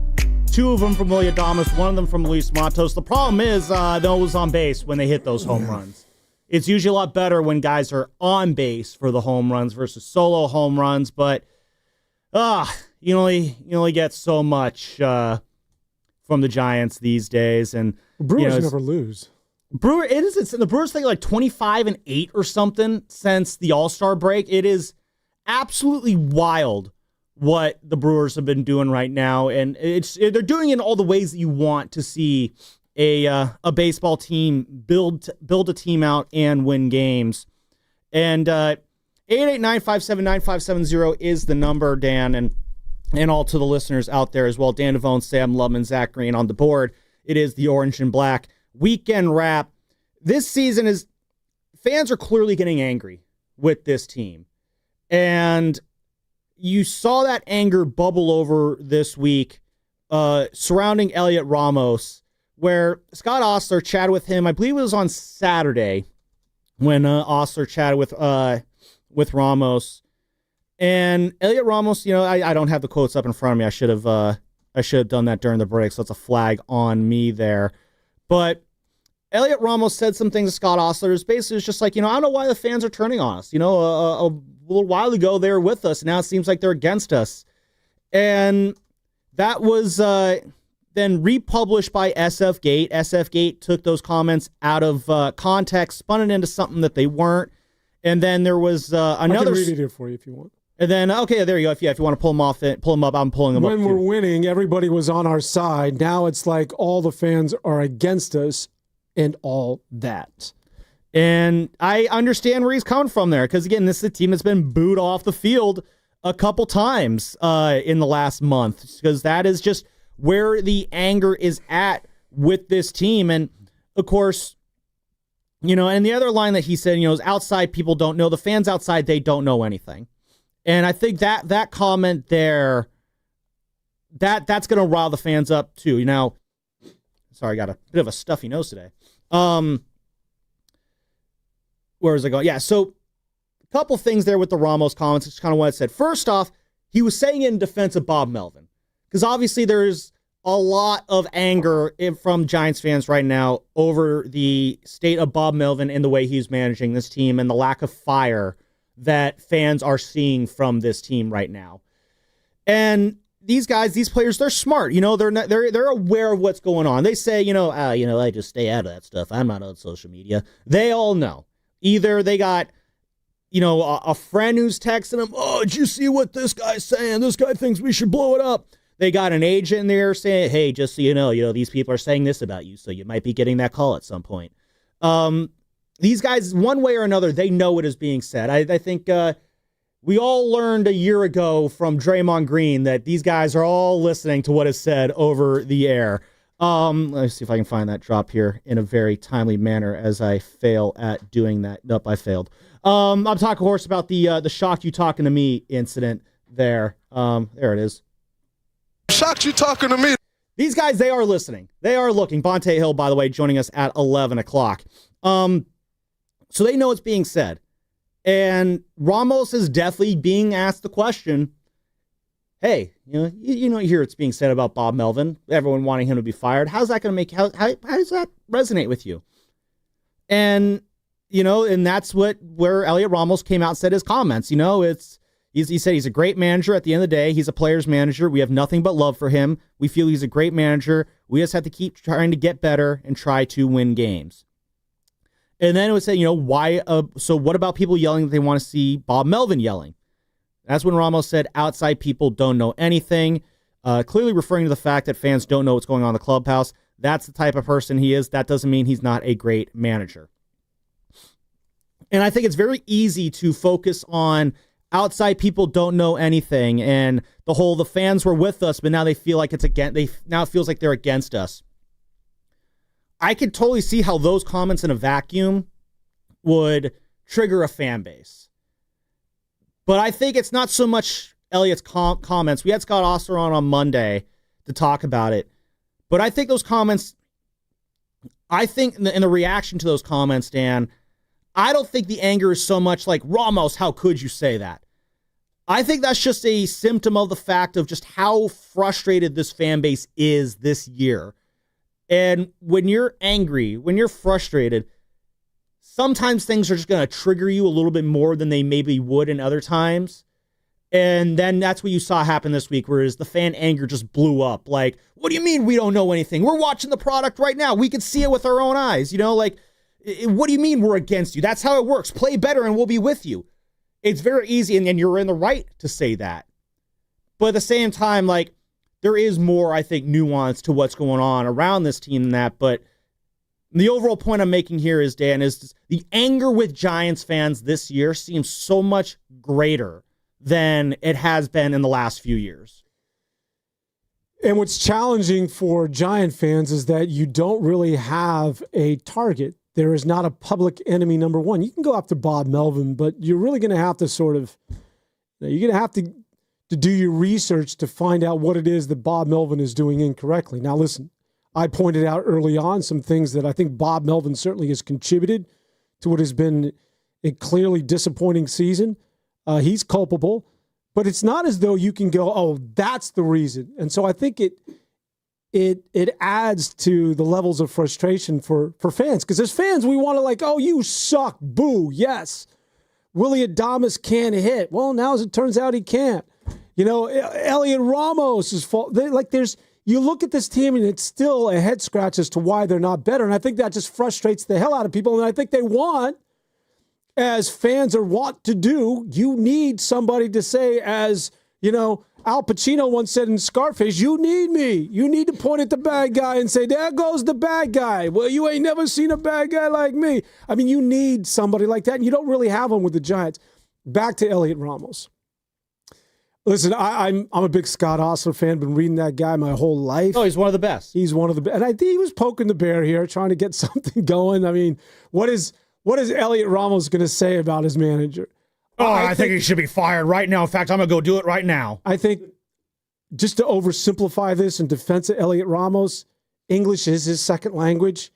And I do think contextually, this isn't what he meant to say. I don't think Elliot Ramos, in trying to explain away the Bob Melvin scenario, he he didn't mean to go after the fan base. I think that was not his intent. I do think that sometimes you have to take this thing into consideration that isn't what it is that he was trying to relay. I think a lot of this just gets lost in translation. And you took a call during the break where somebody was going after Elliot Ramos. Oh, he was screaming. That seems to be sort of like, again, we don't have anybody, but Elliot Ramos seems to be catching a lot of those strays. Like he's taking a lot of shrapnel. For whatever reason, there is this, and I'd like to know why, there's this Elliot Ramos sort of hate. And it's beginning to build here. And now he didn't do himself any favors, obviously, with the interview with Scott Ostler. But there seems to be this groundswell, well, what's wrong with the Giants? Elliot Ramos sucks. He can't play defense. And let me just point out that Elliot Ramos, yes, while he hasn't played well defensively, at least he gives a rip. Like Elliot Ramos, I think, will work at his game, and you could see he's frustrated more so than care. anybody. He very much cares. He cares. Why is it that we're going after this guy? Like Blake Snell a year ago made it clear to everybody that he was out the door. Like he was a rental. And we were all cool Blake Snell all the time. So what's up with the Elliot Ramos hate here? Like what's going on? Someone needs to sort of illuminate here. You just kind of said it, Daniel. There's no bad guy. There's no big bugaboo here. There's no Thanos for everyone here to be directing their anger at with this team. And I think what Ramos did this week is it created a situation where it allowed for Giants fans to just pick a bad guy of the week. I'm not saying that Ramos is the bad guy of the year. He's not a bad guy at all. And again, the caller who called in, he didn't want to get on air. A lot of frustration with his defense. He's a DH type is what this caller called him.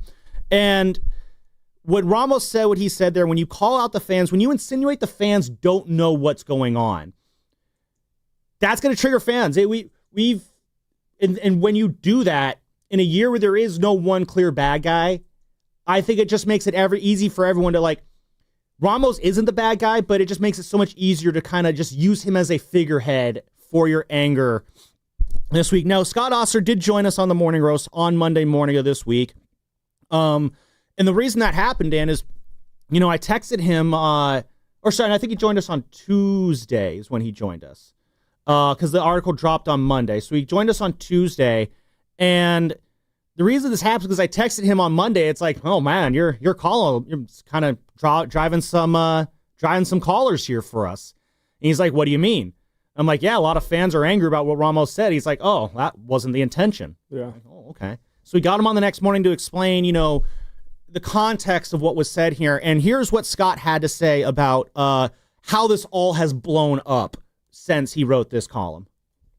This is a good lesson for journalists. I'd probably, if I was going to write that again, I would have nuanced it and kind of gone into taking more time to explain Elliot's comments and, kind of give more context. For instance, he said the fans really don't know anything. And that sounds kind of like a rip at the fans, and that's the San Francisco SF Gate guy took that quote and made it sound like Elliot's on some big kind of rampage against the fans, which was not the case. What he was saying was that the fans don't know anything. They don't know what goes on in the clubhouse. They don't really know. They're criticizing the manager, but they don't know what really goes on right here, and we know. And so it was much more in defense of Bob Melvin than it was any kind of attack on the fans. He was basically just saying, look, the fans just don't know what's going on. He also said that, he kind of pointed out it's a little bit puzzling, when things were going good, they were on our side, and now they're kind of turning on us a little bit. And it wasn't really, to me, a criticism of the fans. Again, I should have explained this more carefully. It was more of he was puzzled. Like, geez, why are they not backing us now? We're the same guys we were a month and a half ago. How come they're turning on us?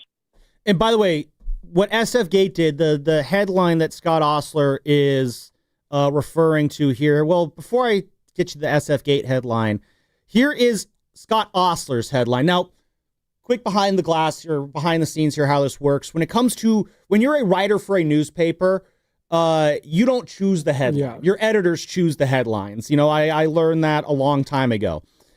So Scott Ostler did not type out the headline that appeared in the Chronicle. That is the job of the Chronicle sports editors.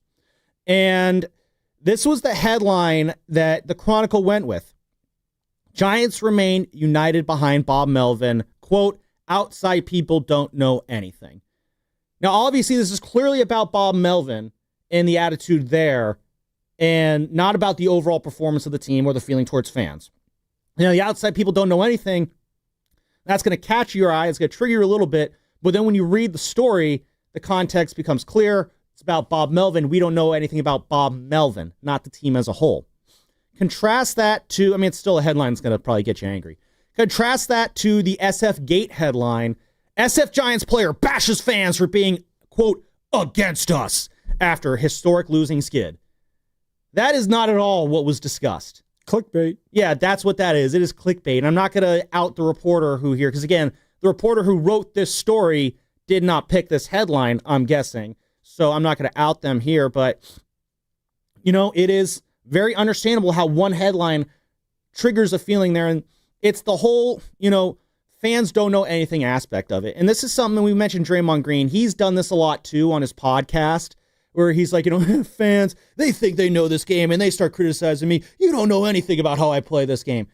When you take that stance, yes, I'm not going to sit here and act like I know more about basketball than Draymond Green. But when you sit on your high and mighty, porcelain, podcast, and I don't think porcelain's the right word there. But when you're sitting on your podcast looking down at the rest of us all high and mighty saying that we don't know as much as you know as a way to deflect criticism, yeah, that's not how this works. And when you try to look down and say, I'm smarter than you, so therefore I'm better than you, not just in sports, but in any walk of life, that's not going to be responded to in a positive way. Like that, there's just no way that goes over well. And if your belief was that Elliot Ramos was basically looking down on the fans and saying, you guys don't know what's going on here, so you shouldn't be acting this way, you would have a right to be angry. That is not what was going on here. No. There is a lot that goes on behind the scenes in the clubhouse that not even media members see. And I've explained this a lot in the Morning Roast, that before games, we have an hour in the clubhouse where we're around the players. And most of those players are often areas we can't be in, whether it's the weight room, whether it's the dining area, whether it's the hitting cages, whether it's the showers or the equipment room or what have you. And that's only for an hour. And that hour takes place about 3.5 hours before the game. So if it's a 7:15 first pitch, from 3:30 to 4:20, we can hang out in the clubhouse with the players and see what's going on. But then at 4:20, they kick us out. We go do Bob Melvin's pregame presser, which usually is around 4:30. But from 4:20 to 7 o'clock, basically, that's 2.5 hours of things happening behind the scenes that I have no idea what's going on. I don't know if Bob Melvin is at 5:15. All right, guys, time for your daily yelling at, and then he just lays into them for 15 minutes for how bad they are. It could be a thing that happens. I don't know. No one's there to see it. So that's when Elliot Ramos says fans don't know what's going on. He's not saying you don't understand the product that you're seeing on this field. He's not saying that we're actually good and you guys are wrong to think you're bad.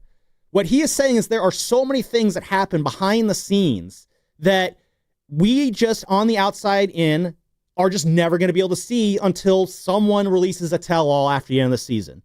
And then that's when we'll have more knowledge on it. And until then, though, yeah, there is a level of we are in the dark on this. And that's where I think Ramos was coming from this. That was the intention of the comments. And again, I'm not gonna come down fans on this either. I'm not trying to say I'm not trying to take that stance either. The fans can feel how they want to feel. They should be angry about this team. They absolutely should. And I'm angry with them. But I don't want Elliot Ramos to be the unfair vessel of that anger during a time when, again, the anger is understood. I just think it should be directed in the correct manner, which is just not just at him. It should be at everybody, really, at this point. I think part of the problem with Bob Melvin are the optics. And when the camera is on him, as we like to say in the industry, a cutaway, he's a stoic guy.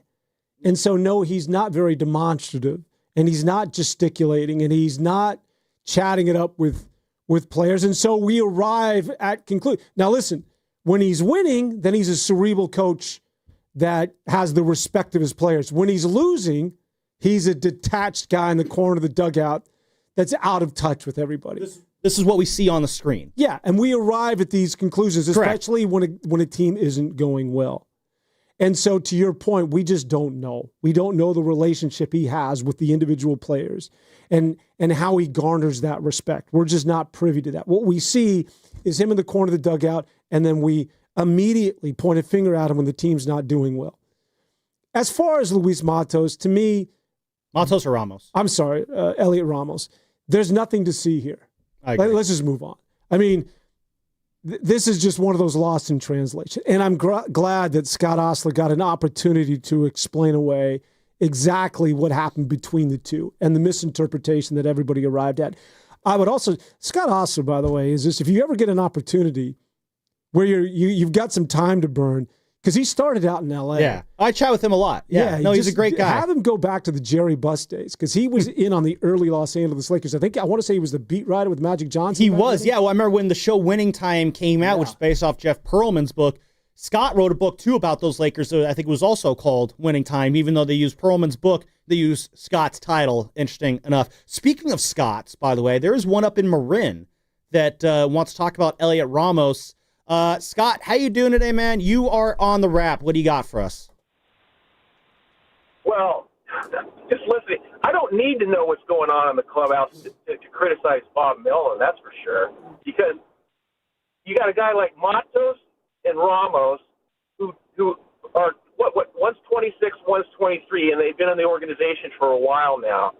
And this is probably not even really on Melvin. They do not know how to play baseball. It's just absolutely incredible. Ramos didn't even know what the infield fly rule was. He throws both of these guys throw to the wrong base. They allow the back runners to get into scoring position. Incessantly, they throw to the wrong base. Matos last night steals second base. The ball goes into center field. Oh man! You can clearly see the ball. You can clearly see the center fielder is backing up the play. He takes off for third. You're in scoring position, Matos. You see, they don't understand literally how to play the game. This is an indictment on this organization because there's no way guys in the big leagues should be this dumb. They should don't know how to play fundamental baseball. This is like Harry high school stuff. I mean, and Ramos and Matos, to me, I don't want them on the roster next year. You have to get players in here that know how to play the game. Either that or it's the organization and Buster has to do something with what's going on in the minor leagues because to not know what base to throw to hit the cutoff man, to understand the situation. They try to throw the guy out at home all the time. The back runner's going to second every freaking time. And now you got another runner in scoring position. I felt terrible for Verlander the other day because that's what happened to him. They put another runner in scoring position. They got away with it about that one particular time. But it's just what I have a problem with Melvin is he doesn't do anything about it. You see somebody make a blunder like that, thrown to the wrong base, you sit his butt on the bench. You take him out of the game. There needs to be consequences. There was never any consequences for the plays the bonehead played. Oh, Scott, you were cooking with some hot grease there. Thank you for calling in. Two very interesting things I liked about Scott's call here, and then we're going to hit the break. Number one, yeah, the mental errors that Matos has made in the field, Dan, that doesn't make it a lot easier to digest those comments when you read them, what Matos said to Scott Ostler in the San Francisco Chronicle. Because when Draymond Green says you don't know anything about defense, you at least look at him and like, well, you do play a sound, fundamental game for the most part. I mean, there's other issues with his game there too. But there is a level of, well, yeah, you at least do play like you say you do. When you have the Ramos comments taken out of context from a guy who's made the mental gaffes that he's made this year, it's almost like some players can crush fans. Like Steph Curry last year said, hey, Warrior fans, relax with the Twitter fingers. Steph has the cachet to say that because he's Stephen freaking Curry. He's the king of Bay Area sports icons right now. Elliot Ramos doesn't have that. He doesn't have that privilege. And again, I'm not saying that what Ramos said was particularly wrong because I think in context I have no issues with what he said. But when you hear him, when you see lines Fans don't know anything. Why are they against us? Ramos just doesn't have the cachet to have comments like that attached to him, even if they are, taken in or out of context. That's just the world of sports. And then, that does kind of come again to Bob Melvin of when you see these mental mistakes happening and there's no consequences. I mean, there was the infield fly rule moment was a perfect example. I think it was asked afterwards, I think John Shea asked this, do you take a guy out like that? And Bob said no, because we need him in the lineup too much. I think, Dan, very few players are so good that they are exempt from consequences for their actions. Draymond Green is never going to get just benched because of an action he does on the court. The league is usually going to have some say on that because Draymond Green's good enough to earn that right. And as much as I do like Elliot Ramos as a person, as a player, I just don't think he's good enough to where you can look the other way when he makes mistakes like that. And that is where I think Bob Melvin has triggered a lot of anger with this team. So I want to pick this conversation up on the other side. Bonte Hill at 11 o'clock. We'll see what he has to say about what makes this season so frustrating. All that brought to you by Fremont Bank, here for you, here for good. If you've started thinking about what to wear this fall, your timing is perfect because Macy's Fall Preview event has early deals on looks everyone will be wearing. Romantic dresses from BCBG and Avec Les Filles. Western-inspired boots and bags from Steve Madden, all 25% off. Plus, take 15 to 25% off fall beauty from Yves Saint Laurent, Estee Lauder, and Clinique. Don't wait. This fall preview won't be around for long. So come into Macy's today. Savings off regular and already reduced prices. Exclusions apply. Experience hands-on automotive history at Cars in the Park on Saturday, September 13th at History Park in San Jose. See restored classics that once roared down America's earliest speedways and watch skilled mechanics assemble an authentic Ford Model T right before your eyes. Cars in the Park offers activities for automotive enthusiasts of all ages, and children under 5 attend the event free. Adult tickets start at $5. Visit historysanjose.org for more information. Texting enrolls you in a recurring automated marketing text messages. Consent not required to purchase. Message and data rates may apply. The team's looking good this season. I think so. Man, I miss playing football. Being young with unlimited energy to burn. Ever since I turned 40, I just can't find that fire I used to have. Think it could be lower testosterone? What do you mean? All guys lose their edge when they turn 40. The body has less testosterone. That's why I take Nugenix Total T. I've heard about Nugenix. That really works? Since I started taking Nugenix, I'm lifting like when we played for Coach Carter. I feel more energized at work. It's even spiced up things between me and the missus. Are they still giving out complimentary bottles for people to try? Yep, send a text. It's that easy. Text JUDGE to 42424 right now for your complimentary bottle of Nugenix Total T. It's the #1 selling testosterone boosting brand at GNC and Walmart. Do it now and they'll also send you a bottle of Nugenix Thermo X, their newest, most powerful fat burner ever, absolutely free. Text JUDGE to 42424. That's JUDGE to 42424. These statements have not been evaluated by the FDA. This product is not intended to diagnose, treat, cure, or prevent any disease. If you're 55 or older and into that whole saving money thing, T-Mobile has an exclusive phone and internet bundle just for you. Right now, get 2 unlimited phone lines plus 5G home internet for just $30 each per month with autopay, plus taxes and fees.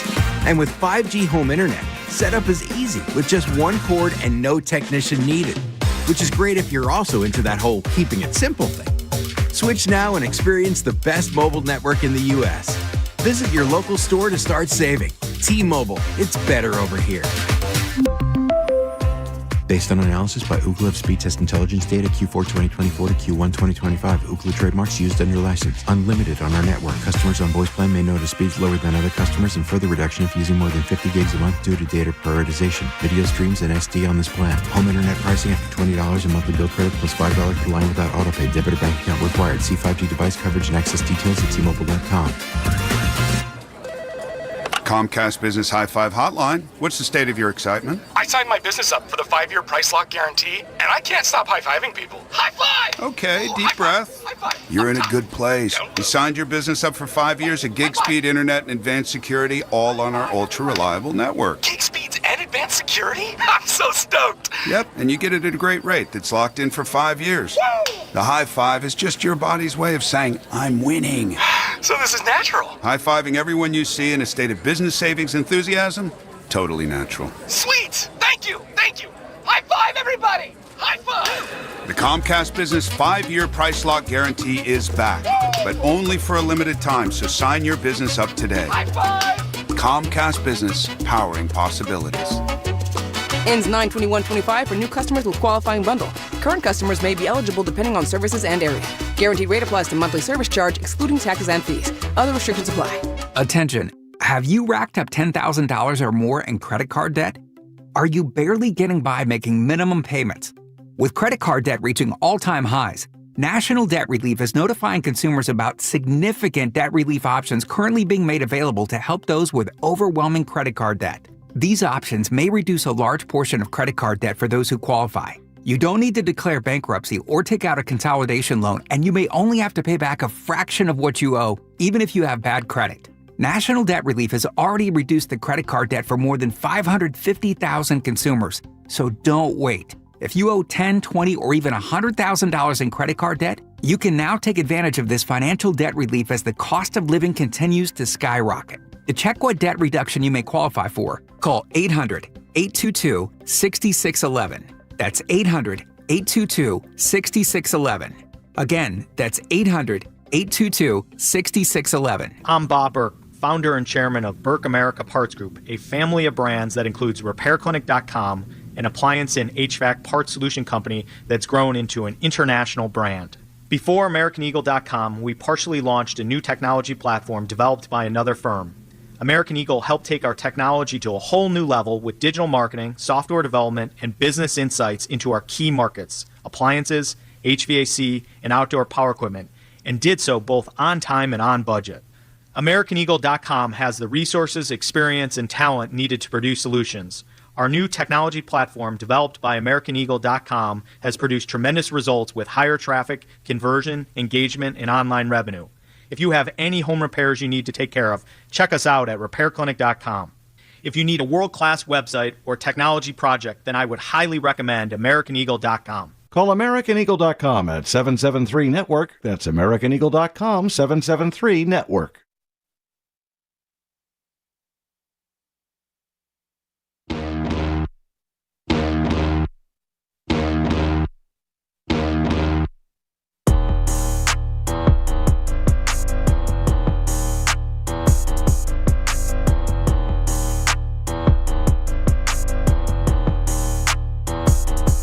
Now, back to the Orange and Black Weekend Wrap. The best Giants talk in the Bay on 95.7 The Game. Oh, yeah, we're back. You know what else is back? You know, it's 2025. 95.7 The Game Red and Gold Summit is happening on Thursday, September 4th. That is not this Thursday, but the next Thursday. Live from King's Fish House at Westfield Valley Fair in Santa Clara. Willard Dibs will be live there from 2 to 4, and then the main event, folks. That'll happen at 4 when the summit begins. Come on out and hang with us as we get ready for the football season. You're going to have all the hosts there. Spinoni will be there. Shasky will be there. Steiny will be there. Guru will be there. The aforementioned Willard and Dibs will be there. Lucas Alexander might even be there. If that doesn't make it even more exciting. Our boss, Matt Nahigian, will be there. So you can go look at him. So lots of great food. Come hang out with us. That's this next Thursday, September 4th at King's Fish House at Westfield Valley Fair in Santa Clara. Come on out and get the season started with a bang and experience the ultimate in shopping, dining, entertainment at West Valley Fair Mall. Your game day destination. Catch all the games this season at King's Fish House, the go-to spot for fans. All right. So we're talking about today, what has made this season so angering for Giants fans? Because, sorry, I got to clear my nose there a little bit. Last week, we saw a situation develop where Elliot Ramos made some comments to Scott Osler in defense of Bob Melvin. And Ramos said, I feel like he's a great manager at the end of the day. He's a player's manager, so we have nothing but love for him. We feel he's a great manager. We just have to keep getting better and try to win games. Scott asked, well, what about the people yelling that they want to see more yelling from Bob Melvin? And that's when Ramos said that outside people don't know anything, clearly referring to the fact that fans don't know what's going on in the clubhouse. That's the type of person he is. Quote, That doesn't mean that he's not a great manager. When we were winning, everybody was on our side. Now it feels like all the fans are against us and all that. I don't get it. We're here and we know what's going on. We know what we're feeling and we know what we're working for, but fans are going to be fans. We can't do anything, or we can't do nothing about it. And the fan reaction, Dan, was very negative, and understandably so, because it basically felt like a player was telling the fans, you're not seeing what your eyes are seeing. And that could not have been further from the truth. That is not what Ramos was saying. He was trying to stick up for his manager, which I can applaud him doing that. Even if you are of the ilk that you want Bob Melvin to not be the manager of the Giants, I have no problem with the players defending their manager because that's just what you do. You know, Logan Webb was also quoted in this article, and Logan Webb even said, you know, that everyone here has each other's backs, and he also mentioned that Bob has yelled at us. Here's what Webb said. Oh, Bob's yelled at us. It's not that he hasn't tried to get us going. Some of the games that we've been playing where nothing goes well, no pitch, don't play defense, no hit, we hear about it. It's not like we don't. It's not like he's saying that's okay. That's not what's happening in here. Bob expects us to play a certain brand of baseball, and we just haven't done it, plain and simple. Which, of course, no one has issues with those quotes because he didn't mention the fans there. You can want Bob Melvin gone and be okay with the players defending the manager. That's just how this game goes. But I do understand the anger, and I want to hear from Giants fans. 888-957-9570. What has made you the most angry about the Giants this year? Because, again, Dan, I do feel like what Ramos said really kind of shined a light on not the issues of Ramos, but just the anger this fan base has right now. And they just had a week where they were able to direct it at a single person. So we did have Dave Fleming on the other day, and here's what he had to say about Ramos' comments being taken out of context. I'm with you about Elliot Ramos. Like, this is not an effort thing with Elliot. Elliot loves Giants fans. That did get taken out of context. Elliott's had a largely positive season, but even Elliott, like, you know, the other stuff that hasn't gone well for him has tanked some of the value that he's given with all the good stuff. And I think that's kind of the story of this season is one step forward and one step back and do some good things and then negate them by not doing some other things. And Giants fans have been amazing through all of it. And he says in there again, the one step forward, one step back. That's kind of been this season. It's kind of like the song goes, you know, one step forward and two steps back. Dan, you won't get very far like that. As we're talking about what makes this season so angering for Giants fans, there's comments like that, but there's also that feeling of every time something good happens, one or two bad things happens to offset that. And that's just going to drive any fan base nuts. Well, I want to revisit what it is that Scott, one of the better callers we've ever had, I think, was spot on. A lot of what it is. Scott from Marin. Not Scott Ostler. Not Scott Ostler. Scott from Marin, who called in. Good call, my man. Call back because we lost you there. Bad connection. So, again, first of all, let me just start here. If you've listened to the show, I'm not the biggest Bob Melvin fan, and that's just a personal thing. You think that Kirk Cousins boring. I think this dude's always been boring. And I'm just somebody that I like personality. I'm probably one of the few that like Gabe Kapler. And I know, we didn't need to go down that road. Well, thanks to hear that. But I like to hear, I like guys with personality. But let me tell you something. Do you want him to toss the post-game spread? Or do you want him to be Billy Martin and just pull Elliot Ramos out of the game and chew him out publicly so we can all say, oh, that's passion. At the end of the day, that doesn't work. And if we're here about winning games and making players better so that, this isn't repetitive, then you've got to take the high road and be somewhat mature about this. I think that we're contradicting ourselves a little bit if we say things like that there's no repercussions for what it is that Elliot Ramos does, or he looks the other way. I think might have been something Scott or you said. And then no consequences. And then to say in the next sentence, well, we don't know what's happening behind closed doors. Listen, Bob Melvin has been in this game way too long to not certainly address Elliot Ramos or to address whether it's I'm forgetting Lato or Matos. He's certainly going to get in their face and saying, "Look, that cannot happen." I don't know how loud he gets. I'm almost certain it's pretty, in his face, and it's a direct message like that's unacceptable. To what level, I have no idea. But again, this is the behind the scenes that I think Elliot Ramos is referring to that we're not privy to. So I don't think it's fair to say that there are no consequences for what it is that Elliot Ramos did simply because he didn't pull him from the game or sat his butt down and chewed him out in front of everybody. I don't think that there's, I don't think you can go there with Bob Melvin. I don't think that Bob Melvin doesn't have a closed door meeting that we're not aware of where he goes absolutely off. I'm sure there's a vein in his head that we haven't seen that the rest of that team is very familiar with, that he can get loud and saying, "You're embarrassing the hell out of me and my reputation." I would say this about Scott from Marin's Call, that he might be onto something, that there might be something structurally wrong with what's going on in the players that are getting to the major leagues and don't know any better in terms of, again, getting back to the fundamentals. You know who is perfect exhibit A of this? Marco Luciano. How many years did we hear about Luciano was the shortstop of the future? Was a lot of years. The heir apparent he was to going Crawford. He was going to be the dude for this team. He was going to be what Marco Luciano was going to be, what everyone is putting on Bryce Eldridge right now. So he gets an opportunity. Finally, Brandon Crawford exits stage left. It's all yours, Luciano. Farhan said as much at the end of the season, 2023. He said Luciano's going to be the starting shortstop in 2024. So he gets his opportunity. Not only was he not prepared to play and hit every day here, he looked like a guy who had never taken a ground ball at that position. Mm-hmm. This is the guy who had been there for the last 3 or 4 years that you've been grooming to be the next shortstop. That's all we heard about. And his mistakes were so blatant that they tried to switch him to second base mid-season, a position he's never played before.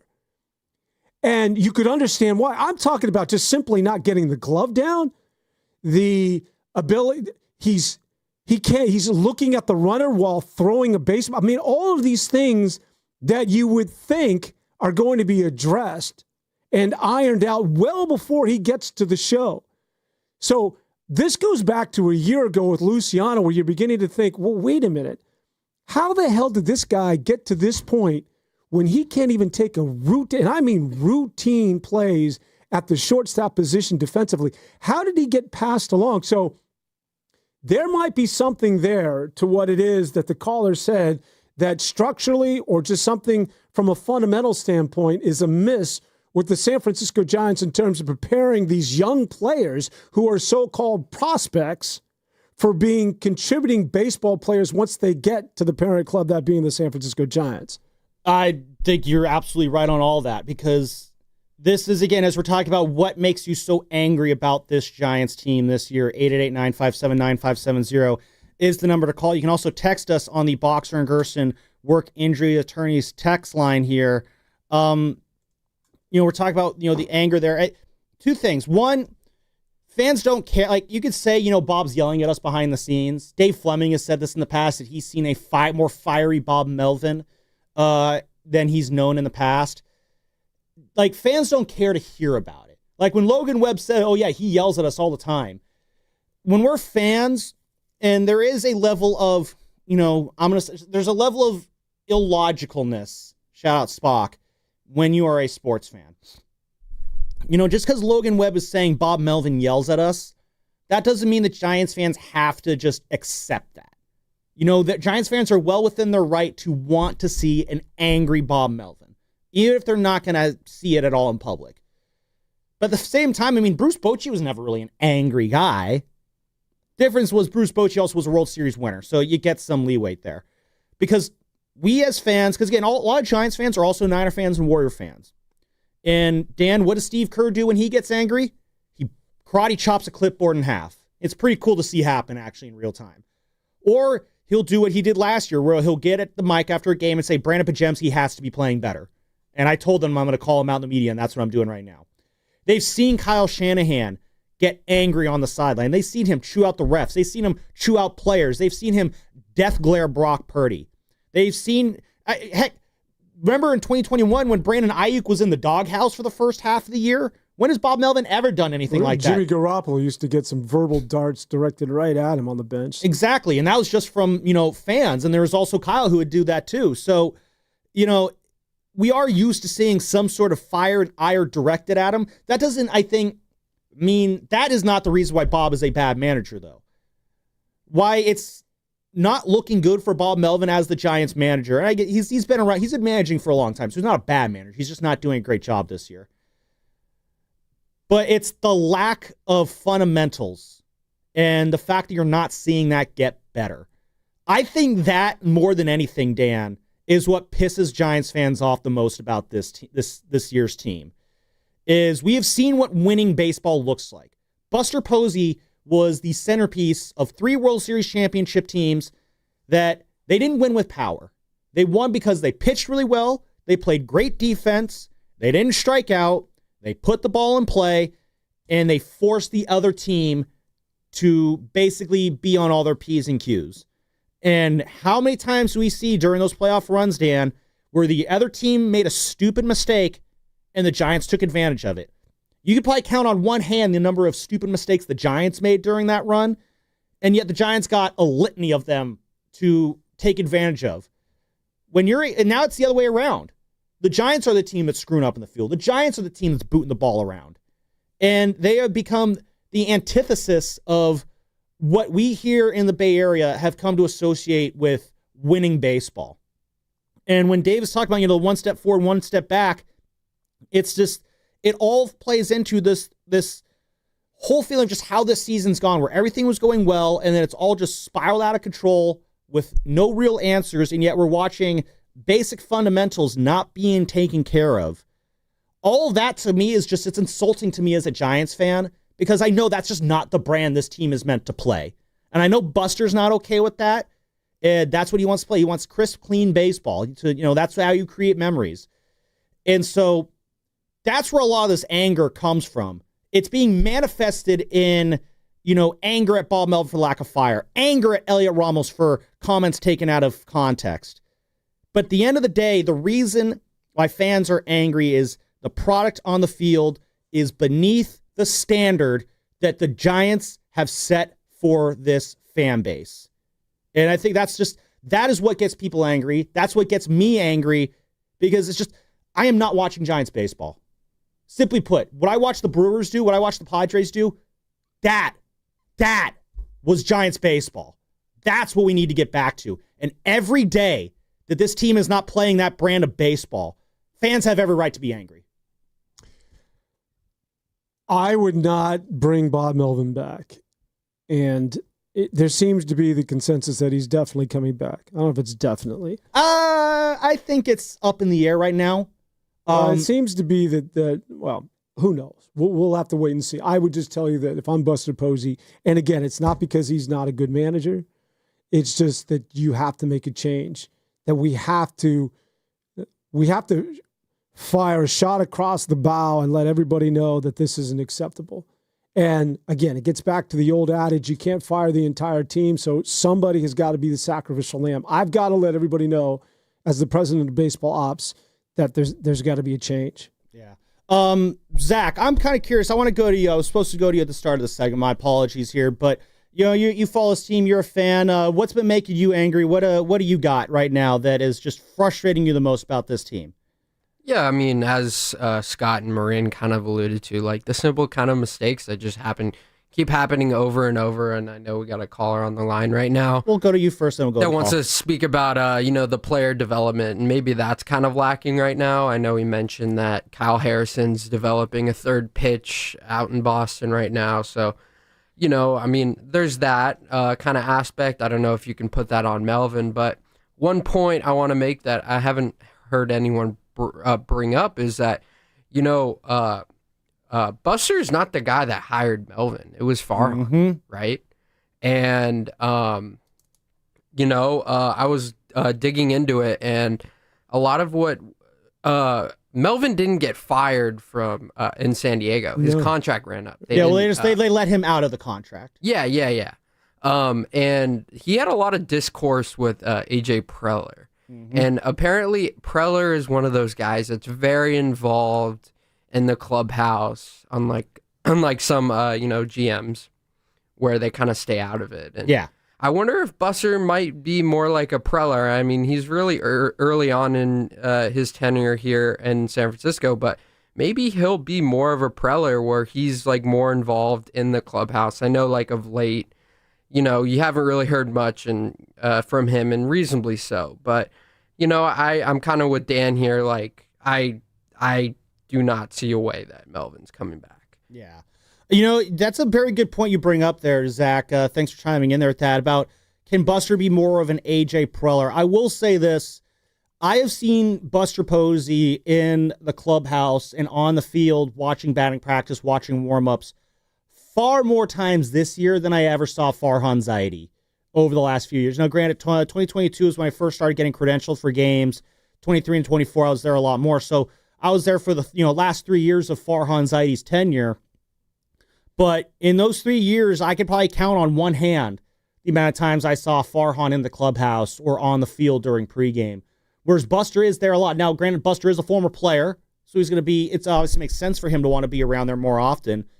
But I do kind of wonder if, maybe Buster's being more involved day to day around these players more, how much of an impact that will make long term.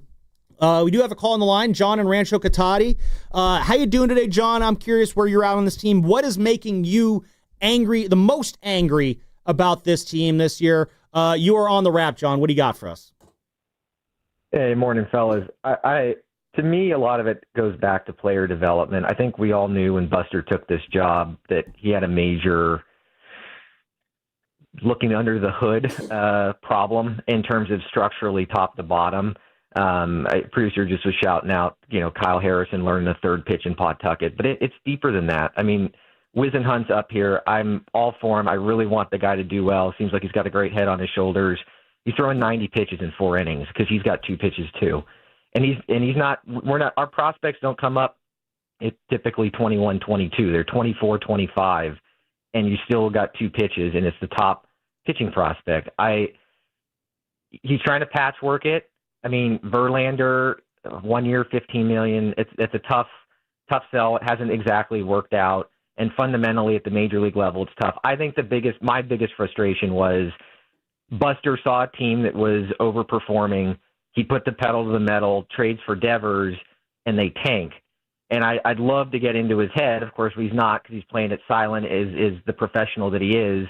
But it's somebody that's a leader like that was a leader of men carrying the way that he did, vocally, but more on the field element of how he carried himself day to day during the championship years.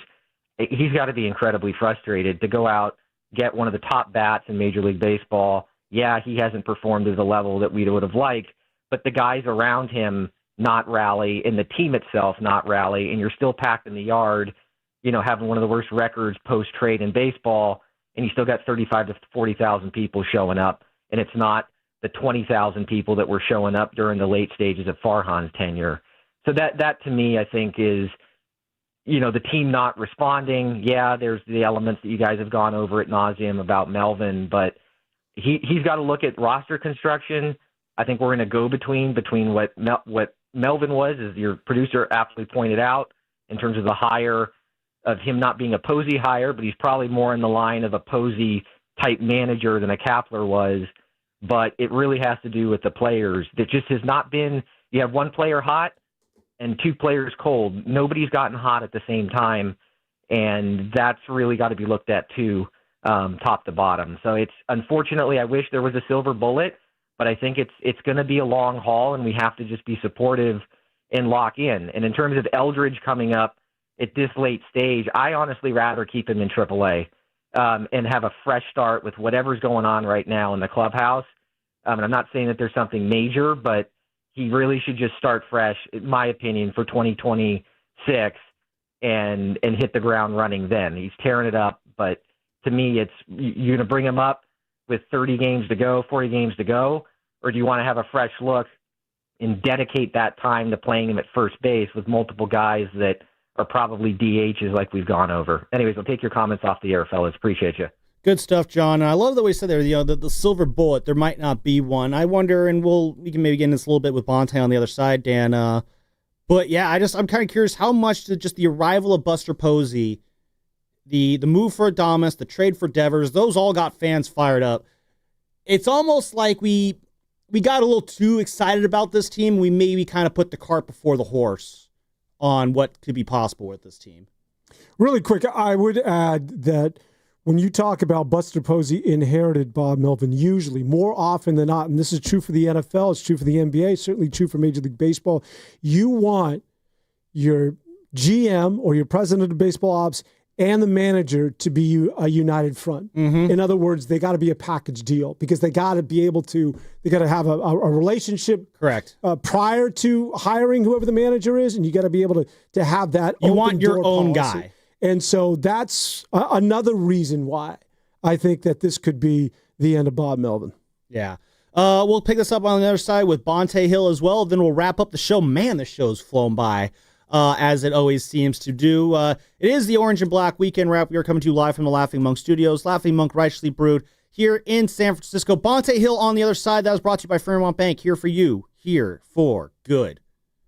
Our lives are the sum of our choices. Bring home Mission Impossible, The Final Reckoning on digital now. Tom Cruise stars as Ethan Hunt in this action-packed thrill ride, available today from Paramount Pictures. For your chance to win a digital copy, enter online at 957thegame.com. This Labor Day weekend, be road trip ready with Valvoline Instant Oil Change. No appointment needed. Stay in your car while they change your oil and check your tires, battery, and fluids before you head down the coast or over the Golden Gate. Visit BayAreaOilChange.com. All right, team, it's game time. Blue 42, California ace scratch right on one. Wait, what play is that? Keep up, man. He said play scratchers for the California Lottery. Oh. With the new Los Angeles Chargers, San Francisco 49ers, and Los Angeles Rams scratchers, it's always a great call. For sure. On one. Ready, set, hut. Play the new Game Day Scratchers from the California Lottery. A little play can make your day. Please play responsibly. Must be 18 years or older to purchase, play, or claim. This is Larry Fleck, owner of The Floor Store. Our Labor Day sale's on now, and it's big. Up to 50% off store-wide, 0% financing for 2 years, and we pay your sales tax. Go to floorstores.com for directions. The Floor Store, your Bay Area flooring authority. We finally switched to T-Mobile because with them, we can be connected here and there. ¡Listos todos! Estas son las mañanas. Now we just need to harmonize. Switch today. Get 4 Samsung Galaxy S25 phones with Galaxy AI. Plus, get 4 lines for just $25 per line. Visit a store, T-Mobile.com, or call 1-800-T-Mobile. 1-800-T-Mobile. For well-qualified customers with autopay plus taxes and fees and $35 per line connection charge. Minimum 4 lines on plan. Contact us if canceling lines. Plus $5 per line without autopay. Debit or bank account required. Visit T-Mobile.com. If you've started thinking about what to wear this fall, your timing is perfect because Macy's Fall Preview event has early deals on looks everyone will be wearing. Romantic dresses from BCBG and Avec Les Filles. Western-inspired boots and bags from Steve Madden, all 25% off. Plus, take 15 to 25% off fall beauty from Yves Saint Laurent, Estee Lauder, and Clinique. Don't wait. This fall preview won't be around for long. So come into Macy's today. Savings off regular and already reduced prices. Exclusions apply. Hi, I'm Brian Bakhtiari, Executive Manager at Stevens Creek Subaru. The Bay Area has much to offer, with some of the best natural landscape, cuisine, and entertainment in the world. Stevens Creek Subaru also has much to offer, like our good prices, great selection, truly exceptional service, and the Subaru A Lot to Love event going on now. If you're considering a new or pre-owned Subaru, parts or service for your Subaru, or want to visit the Subaristas at our Wilderness Cafe, Stevens Creek Subaru is your destination for all things Subaru. This month, lease a 2025 Crosstrek 2.0i for just $269 per month for 36 months on approved credit, plus tax, license, and registration fees. No security deposit needed. $24.95 due at signing. Includes a $650 acquisition fee and an $85 dealer documentation fee and first month's payment. Must take delivery from retailer stock by 8/31/24. MSRP $27,816. 15 cents per mile over 10,000 miles per year. Offer expires end of month. VIN JF2GU ABC7SH275175. See Stevens Creek Subaru for details. Visit us on Stevens Creek in San Jose, right next to Santana Row, or StevensCreekSubaru.com. And remember, buckle up and drive safely. Are you curious about who offers the best deals on top-rated Samsung, LG, and Sony TVs? The answer is surprising. It's not online, and it's not the warehouse clubs. The best deals on top-rated TVs are at Video Only. Don't believe it? Then check out the trade-in deals at Video Only. How about $500 for your old TV? Try doing that online. Before you buy that new TV, drop into Video Only. If you don't, you'll be sorry. This is the story of the one. As a safety manager at a manufacturing plant, he does everything he can to keep his coworkers safe. From finding ways to reduce risks to keeping safety supplies in stock. And for that, he relies on Grainger. Grainger offers a broad range of quality products and next-day delivery, so he can always play it safe. Call 1-800-GRAINGER, click Grainger.com, or just stop by. Grainger, for the ones who get it done. You ever try fixing your car and realize you're missing that one part? Yeah, been there. That's why eBay's my go-to. They've got millions of parts, guaranteed to fit. I'm talking brake pads for when yours have seen one too many miles of stop and go. Oil filters, cause you don't mess around with your engine care. Even got this cold air intake on my watch list. I might just go for it. To keep the ride cool and your DIY streak hot. Find all the parts you need at prices you'll love. Guaranteed to fit every time. eBay. Things. People. Love. Eligible items only. Exclusions apply. Certified fresh and what critics are calling the best movie of the year. Period. 28 years later, directed by Academy Award winner Danny Boyle, is now available to watch on digital. And for your chance to win a digital download, enter online at 957thegame.com. Get in the zone, AutoZone. Bob's had the same car, Betty, since high school, and that was a while ago. Bob's dealt with wipers, slow starts, and a few warning lights.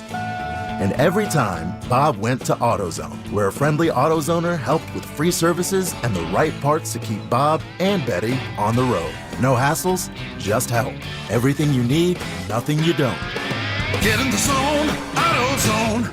Restrictions apply. Febreze. As a rideshare driver, I love keeping my car smelling fresh and clean. So when I'm driving, I only trust Febreze car vent clips, featuring 3 distinct intensity settings. Because it's that little touch that sets me apart. I can turn the intensity down for subtle freshness, or I can turn it up for when I want lots of scent. So whether it's set to low, medium, or high, with Febreze car, I know my car's going to smell amazing. Which keeps my driver rating right where it belongs. Picking up Oscar! You're listening to 95.7 The Game, KGMZ FM in HD1 San Francisco on Odyssey Sports Station. Always live on the free Odyssey app, Twitch, and YouTube. Powered by First NorCal Credit Union.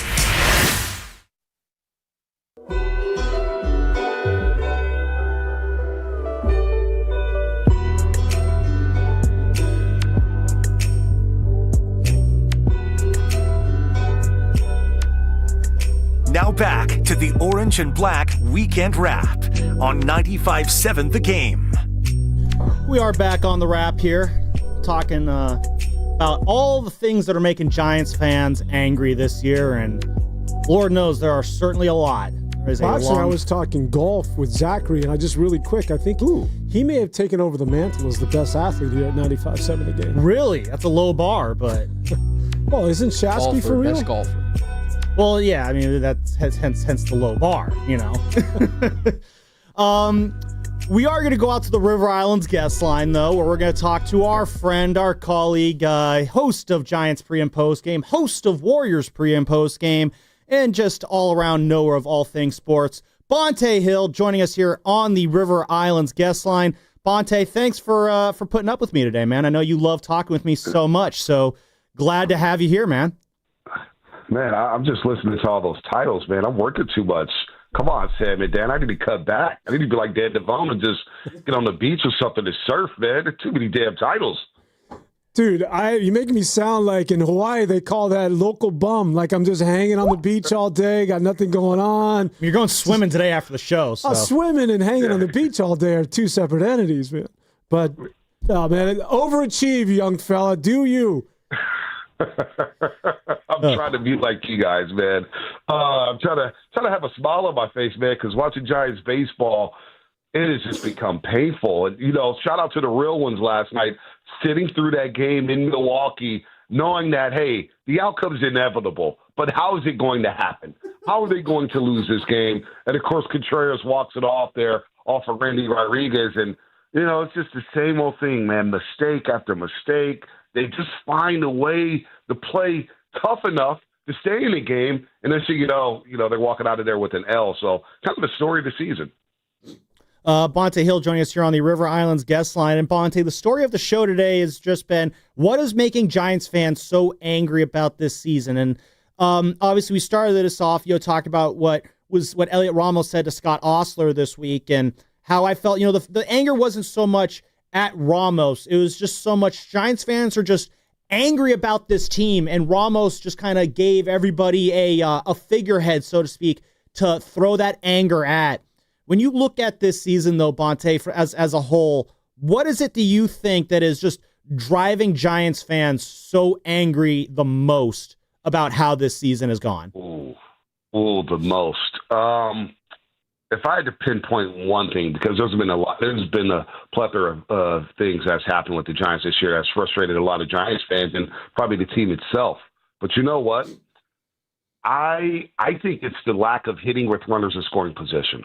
We've been waiting on that big hit all season long. And, the solo home runs are great. But you think about last night, Jung-Hoo Lee, bases loaded, 2 outs. You're just waiting for that big hit. We've seen Devers over and over, runners on first and second, bases loaded, runners on second and third. I think it's the lack of a big hit. And when you look at their percentages with runners in scoring position, especially since the All-Star break, oh, my Lord, they're the worst team in baseball when it comes to hitting with runners in scoring position. So if it's the top thing, if I could pinpoint the top thing, it's hitting with runners in scoring position, whether it's 1 out, 2 outs, no outs. I mean, they're tied for the major league lead with not being able to score with the bases loaded and no outs. I mean, that's pretty hard to do. Can't get a sac fly. You can't get a ground, maybe hit into a 6-4-3. I mean, hitting with runners in scoring position is the number one thing I think that has frustrated Giants fans the most this season, especially since the All-Star break. Well, that you can't put on Bob Melvin. I think a lot of that is just, at some point the players have got, whether it's in their head, but it's on you as a guy who steps in between the lines. But getting back to Bob Melvin, Bonte, if you're Buster Posey this offseason, are you bringing him back as your manager? Yeah, I think Buster wants to get his guy, right? And I know everybody went crazy over the option that he picked up. He didn't extend Bob Melvin. He just picked up the option, just kind of calm the waters down for the rest of the season. Buster said it to break. Look, I'm going to be watching how this team plays. Defense, are they playing clean baseball? Are they hitting with runners in scoring position? Are they pitching well? And let's face it, what are they, the fifth worst team in baseball when it comes to committing errors? And it's just not even the errors that doesn't even count. How about Ramos the other day? Not to pick on Ramos, but, Arise is at third base. You have no shot at throwing him out at home. You have no shot. Instead, he throws it home, which allows Manny Machado to go from first to second base. They're giving up extra bases over and over and over again. Casey Schmidt, okay, you throw the ball into right field. Matos, you got to pick that ball up cleanly. I mean, we've seen that over and over and over again. So they're not playing clean baseball, which Buster Posey and Bruce Bochy, when he was managing, who Buster Posey learned from, you got to play clean baseball first and foremost. That's the difference between contenders and pretenders. And so I think Bob Melvin's going to – they'll give him the stimulus package. They'll give him the contract and the money, and it's not going to be much, right? And I think Buster Posey will go out to get his own guy. They need somebody who's going to reinvigorate this fan base, somebody who's going to reinvigorate this clubhouse, guys that are going to play hard for. Stephen Vogt was a guy I wanted a couple of years ago, but give me a young hotshot who's got fresh ideas, who's going to get this team running. Think about Bo Mel. This team doesn't run, Dan and Sam. They don't run at all. I mean, give me some action on the base pass. So I think Bob Melvin's as good as gone, fellas. Bonte, we're trying to find silver linings and positives in this just miserable season. And last night we saw Willie Adames with 2 home runs and got a big ovation from the crowd. He has really put it together here in the second half where, you and I were talking about it this week. He's having a down year and still is going to end up with 25, close to 30 home runs, which is more we can say about a lot of guys for the Giants in the past. But just what were your thoughts just seeing the love that Willie got from the Brewers fan base last night, hitting those 2 home runs at his old ballpark? Just how cool is that to see for him last night? Great moment for Willie Adames, and it showed how the Brewer fans loved him. The guy has a great smile that's infectious. He plays hard. Now, look, this year, as you just mentioned, it's been a down year, and he's going to hit 25-plus home runs. He's become the sixth Giants shortstop franchise history to hit over 20 home runs. That's a down year, folks. So if there's a silver lining, you got to feel like some of those opportunities where he does have the bases loaded and he is batting with runners in scoring position, that he will get that big hit next season in 2026. I mean, the guy had 13 three-run homers last season in Milwaukee. So they remember that. And also, I think nobody's touched on this.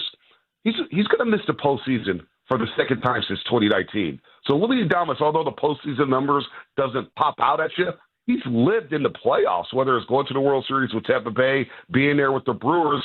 So he's accustomed to playing in October. So I think next year he'll be good. And seeing that standing ovation yesterday, and then him hitting a bomb, and then, of course, hitting the second solo shot. I mean, what a story. And next thing you know, you're going to look up 25-plus home runs. The numbers are going to look identical to what he's accustomed to having over the course of his career. Rafael Devers is going to hit close to 30 home runs, if not 30 home runs combined on a season. We're seeing the power translated to Oracle Park with him. So you do have pillars, Sam and Devon, on this team. You got something to build around, which I can't say the same for the Farhan Giants. You're going to build around Darren Ruff. You're going to build around Mike Yastrzemski, Lamont Wade Jr., or Wilmer Flores. I don't think so. At least you got a couple guys here where you can say, okay, I got something to work with. And then I got a little optimism saying, okay, I got a 2 and 3 hole hitter in Devers and Adames. Again, yes, you do mention those pillars there, and I do agree with you. You got 3 great ones there, but pillars aren't enough. You need to have guys who you can put around them to supplement them. And a guy who has been, he could be a guy, he might be not be a guy, we've been trying to figure that out for the last few years, is Luis Matos, who was kind of absent for most of this month, but then the last 2 days, Bonte, he's had a couple really good games in a row. In San Diego, he has a 2-for-4 day, and then the next day follows that up with a 2-for-3 day with a home run. It feels like, though, this next month, is this going to be the last stand of Luis Matos where he can kind of show, like, if he is indeed a part of this team's future or not? I think so. I think it's his last stand, and he's got to take advantage of it. But, you know, you mentioned the highlights of him going, 4 for 7 over the last couple of days. But all I think about, fellas, is a base running blunder, trying to go to third base. I mean, it was one of the worst slides I've seen in the last 5 years. I mean, what is going on here? I mean, how many times have we seen that this year? So although he is hitting at the plate, I can't think about the mistake. I can't help but think about the mistake in San Diego where he's fiddling with the baseball and the next runner scores and the runners move up on the base pass. I can't help but think about him getting thrown out at third base and the next at-bat, Patrick Bailey scalds one to right field, which would have scored Matos if he is on third base. So, yes, it is tryouts for him, but I feel like we have an idea of who Luis Matos is. And I think right field's open for business for the Giants. I think second base is open for business for the Giants. I think catcher is open for business for the Giants. And who the heck knows how Buster feels about Ramos, I should say, in left field. Although he's a good hitter and he's going to be cheap, even though he's going to go to arbitration. You're not going to pay top dollar for him, but left field. I mean, what is going on here? So you got, Matos, he's on the clock, but don't we, Sam, know who he is? I mean, if there was any chance for him to show us that he's something different than what he thinks he is, this is the time to do it. But you make a good point there with the fundamental errors, and that's going to hurt him in the long run here. And just regarding these fundamental errors here, you know, Bonte, back when this team was winning championships, the fundamentals were what this team did, just in their sleep. Buster Posey knows that.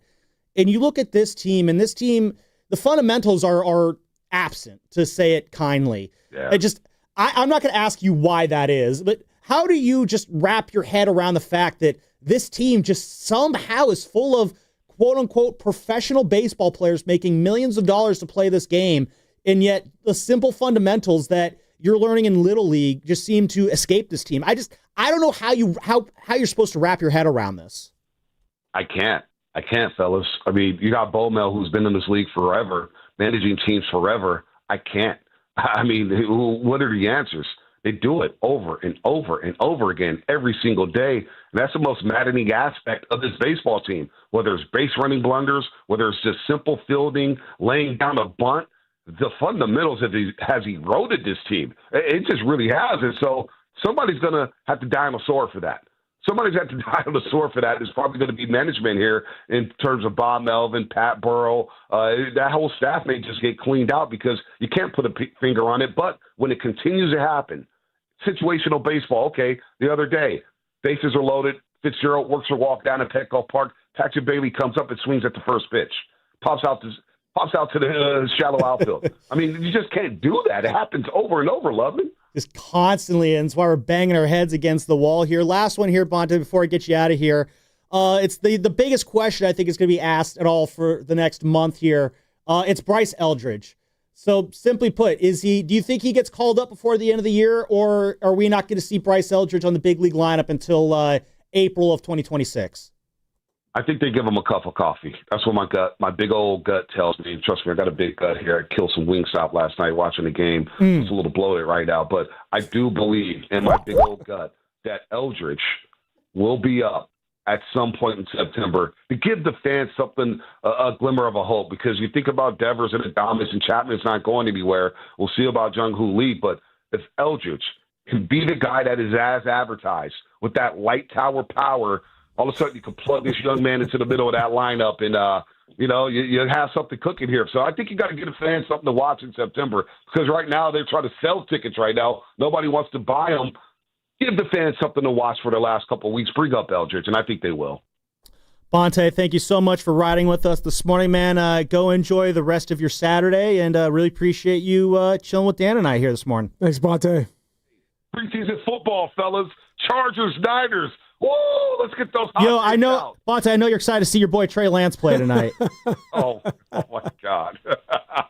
Oh, no, I didn't go there. I didn't go there. Ooh, this is the ghost of Trey Lance. But, fellas, I moved on from Trey Lance. Can everybody please move on from Trey Lance? You know how hard it was for me to divorce Trey Lance? But I did it. I don't think about Trey Lance no more, but I will say hi, give him a hug, and, thanks for the memories in 2021. And he will say, thank you, my liege. I appreciate you doting your greatness on me. Thank you very much, Bonte.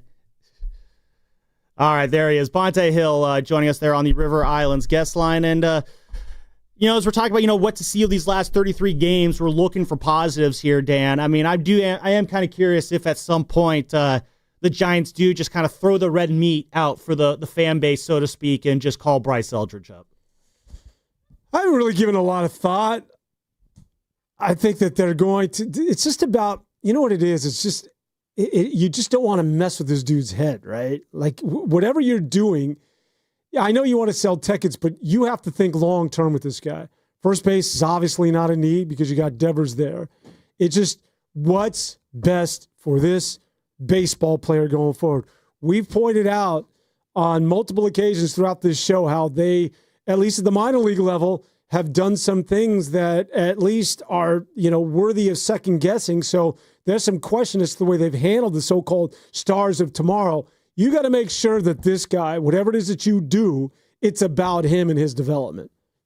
I mean, we were talking about this, in the last segment, what Marco Luciano once was. He was considered the great future of the Giants. And that did not work out. And Dan, that's just kind of been the history of the Giants for a long time. It's just we keep getting told that the next great prospect is coming, and they never do. Once upon a time it was Todd Linden. Once upon a time it was John Bowker. Once upon a time it was Dan Ortmeyer. Once upon a time it was Mac Williamson. Once upon a time it was Jarrett Parker. It's just these guys, and then of course, we did get some success. Buster Posey was one of those guys. Brandon Crawford, one of those guys. Brandon Belt was one of those guys. Joe Panik was even one of those guys. And I would say really quick to add to that, since then, the only guy that you've had sort of out of the most recent class is Elliot Ramos. Exactly. That's where I was going. Since Joe Panik, this organization has just not been good at identifying talent in the draft, drafting that talent, and developing that talent. And now it feels like with Bryce Eldridge, the amount of pressure and expectations that are on this 20-year-old kid are absolutely insane. He basically is going to be asked to save this franchise in the same way that Buster Posey was once tasked with it, except it almost feels like the pressure on him is even greater, because when Buster came up, it was at the tail end of a 50-plus year championship drought. And it was more just kind of whatever happens, happens. and it ended up being greater than we could have ever imagined. But with Bryce Eldridge now, it's a little bit different because the memories of those championships are still there. They may have faded a bit, but we still remember them. Buster Posey, the centerpiece of those championship teams, is now running the team. So there's still this belief that the Giants can get back into legitimate championship contention. There's still this feeling that can happen. But it's almost like it's all on Bryce Eldridge now at this point. To you need to be now it's not all on him, obviously. You got Devers, you got Adames, you got Chapman, you got Lee, you got Logan Webb. You got hopefully Landon Root next year. So it's not going to be Eldridge on his own. He's going to have a cast around him. But it feels like with Eldridge he is the guy where he's going to be the final piece of the puzzle that brings it all together. And I do think that putting that kind of expectation on him, that might be setting fans up for some level of disappointment, only because that's just an incredibly big thing to put on someone. But isn't that just sort of the nature of the beast? Probably. This is what happens when you're a player that has this sort of potential. The pressure is always going to be there. And it's just a matter of how you're going to handle this as a young baseball player. But when you're this good and you have these sort of dimensions and you're doing what it is that you've done in a brief time at the minor league level, there's going to be pressure. It doesn't matter what team you're going to, but especially that of the San Francisco Giants. So there's no way of avoiding that. There's no way of averting it. It's just, if I'm Bryce Eldridge, just take that head on, because this is part of what it is that you sign. If you are going to be great, fulfilling pressure is part of the expectations. Like Brock Purdy, if you're going to take the next step, we paid you. There's a lot of pressure on you going forward. True. But guess what? That's part of what it is that you have to deal with if you're going to be a quote-unquote great baseball player or football player. Yeah. One thing that Bonta, do you want to... No, go, keep going. No, I wanted to switch to second base, but if you want to wrap things up... the last thought on Eldridge, though, is Steve Risotto had a great point. We call him Pasta. He doesn't... About Eldridge this year, it's kind of whatever. He just wants to see Eldridge in the starting lineup next year. And I kind of agree with that. I just think the worst thing that could happen this year is you call him up in September and he strikes out 20 of his first 25 times. Because then if Eldridge is getting called up just to provide some measure of happiness for this fan base before we go into the cold darkness of the offseason, and then he comes, I don't want to demoralize the fan base like that going into the winter. That just won't be fun. Granted, that could all turn around next spring when he shows up for real, but that is the risk there. Honestly, at this point, if he comes up for a cup of coffee or not, I'm fine with just kind of letting him finish things out in the minor leagues this year. And whatever happens, the rest of the year happens. I just want him in the starting lineup next year. Now, the question is going to be where in the starting lineup. He is a first baseman. I don't think you put him in a different position. I don't know. Maybe you move Rafi Devers. I don't know. They're going to have a logjam there with Eldridge and Devers. And that's going to be a very fun challenge for Buster Posey to figure out there. Yeah, I'm not going to take a stab at that. I'm not taking the fan base into account when it comes to Bryce Eldridge. I know they want to see him. I know that, hey, throw him a bone. It's been a long season. Again, I'm getting really insular, and I'm getting with the minor league coaches, everybody that's been around this guy, and what is best for his development. Exactly. And when we break spring training, he is either going to be starting at the 3 spot or he's going to be in the DH. He'll be part of our lineup. But as of right now, if you feel it's best, if they suggest he needs to see some live pitching at the major league level to get him ready for next year, I'll bring him up. But it's only based on what's best for this guy going forward within a baseball context. I'm sorry, the fans have no say in that decision. That's a good point. It comes down to is the reps he's put in AAA, have they been enough to justify getting called up? That's what it comes down to. It's not the fact, can he play first? It's not the fact, can he hit the curveball? It's, can he do it over a long period of time? Can he struggle at it and then bounce back? Can he do all those things? That is why this thing takes so long. So you got some thoughts on second base. Want to hear those now? We can maybe get into those some more on the other side. And then watching the Brewers, I want to get into those on the other side too. Watching the Brewers, really, I feel like that's the model. I mean, it's no shot. That's the model that I want to see the Giants follow. I'll get into that on the other side. But first, Dan, you had a second base thought. Well, we can do that on the other side. Okay, well, if you want to tease it.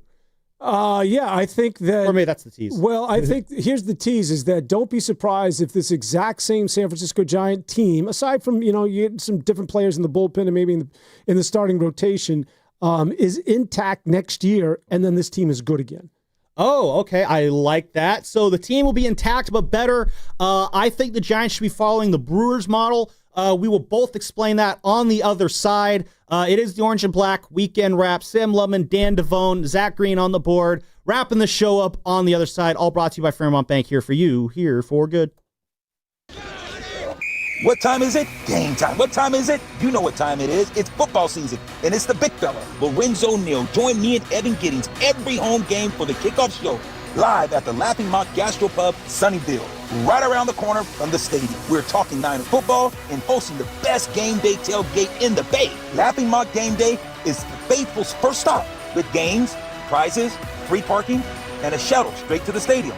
Righteously brewed in San Francisco and faithfully brewed for the family. Do you often worry you left the garage door open? With a LiftMaster garage door opener powered by MyQ, you'll never worry again. You can control, secure, and monitor your garage from your smartphone anytime, from anywhere through the MyQ app. As an authorized LiftMaster dealer, Ace's Garage Door Repair and Installation has smart openers designed for your needs, including belt drive motors for ultra-quiet operation, integrated camera for live video, streaming, and battery backup to let you in when the power is out. Trust Ace's Garage Door Repair and Installation for top-notch service and unbeatable reliability. Whether you need a quick fix, a complete replacement, or a brand new installation for your garage door or garage door opener, our skilled technicians are here to get the job done right. With competitive prices, a commitment to quality, and diamond certification, Aces has you covered. Call today at 855-588-2237 or visit acegd.com. That's acegd.com. Ace's Garage Door Repair and Installation, where your garage door is our priority.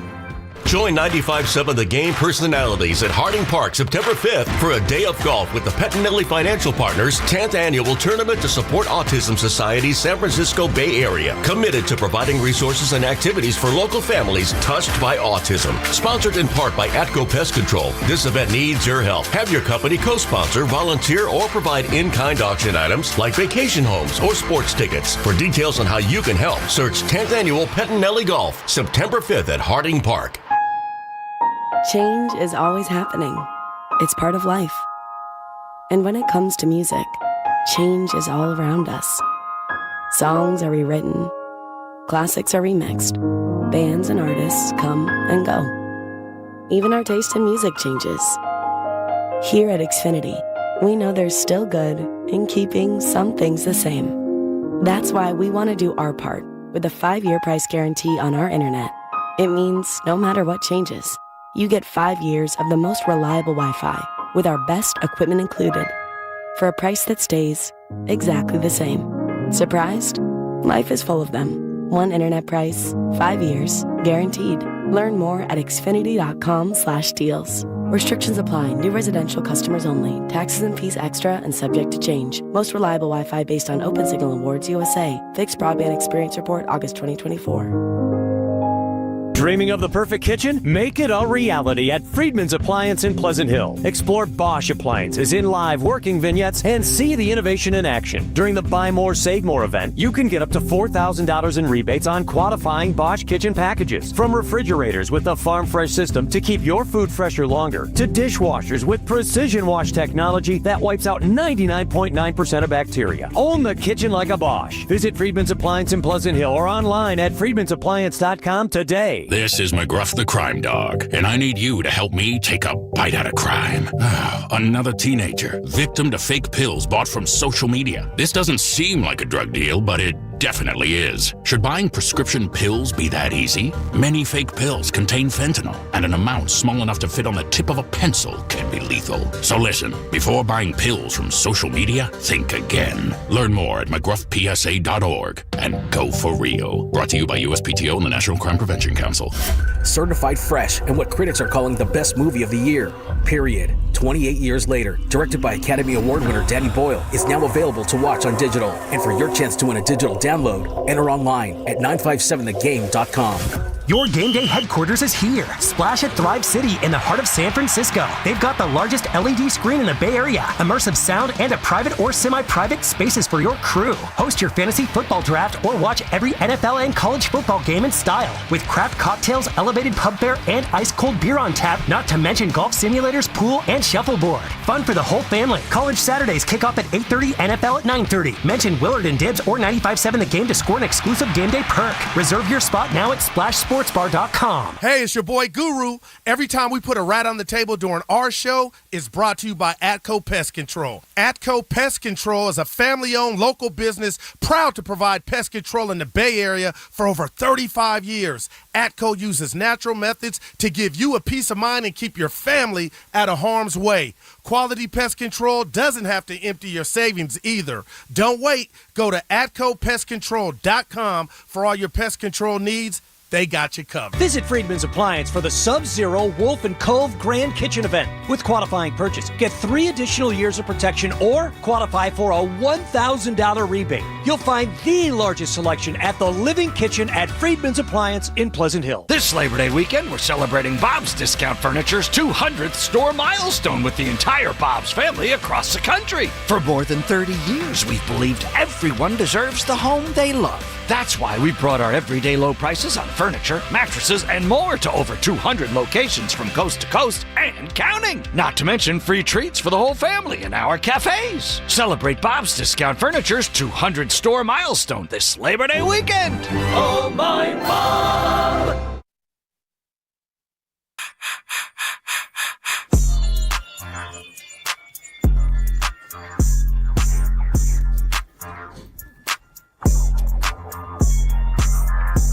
Now back to the Orange and Black Weekend Wrap on 95.7 The Game.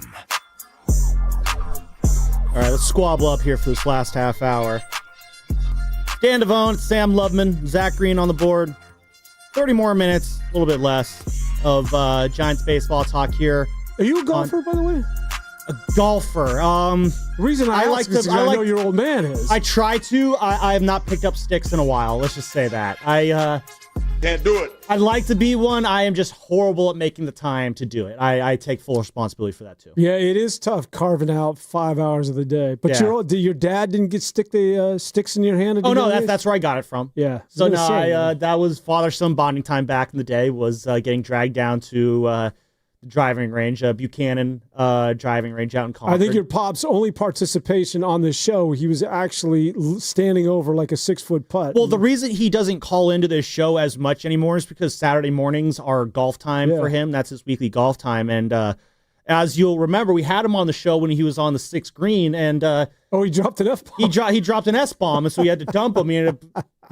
Anyway, so, a few weeks... The S-bomb has got to be sort of woven into the fabric of everybody's lexicon. Oh, absolutely. No, we're going to just drop... So anyway, a couple weeks after that, because this was on the first show that we did on Memorial... or the weekend after Memorial Day weekend. And I was over at his house, obviously, for Father's Day. And I asked him, hey, you want to call into the show next week and talk about Rafi? He's like, sure. I'm like, cool. Are you going to be on the golf course when you're doing that? He's like, I am. I'm like, well, I don't know about that now. Because when he's on the golf course, the language is a little bit looser than it is off the golf course. And so, yeah, basically, Dad, when you're on the golf course, I can't have you call into the show because I can't have that risk with the language there. Hey, Zachary, tell me if you can feel this, is that I don't drink before playing sports. I don't like to drink when I'm golfing. I mean, drink heavily. But I will take a pop. Beer. You have like a beer before to kind of loosen you up? Yeah, because it's such a mind F that you overthink that sport. That one of the best rounds I ever had was I went from a dental chair, like oral surgery for 5 hours, ran and met my foursome.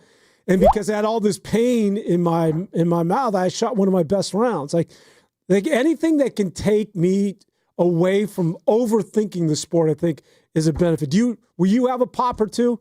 Yeah, I'm normally like at the start of the back nine, especially if it's like a hot day out. It's definitely more. Like I love Corona with the lime in it. It's just so refreshing and man, that sounds good. To start the back nine. That sounds good anywhere but San Francisco where you're freezing your butt off. But well, yeah, then you're just trying to warm yourself up at that point. But no, I a couple years ago, so in 2022, we go down to Santa Clara for Niners training camp. We get a couple of nights at the Hilton there.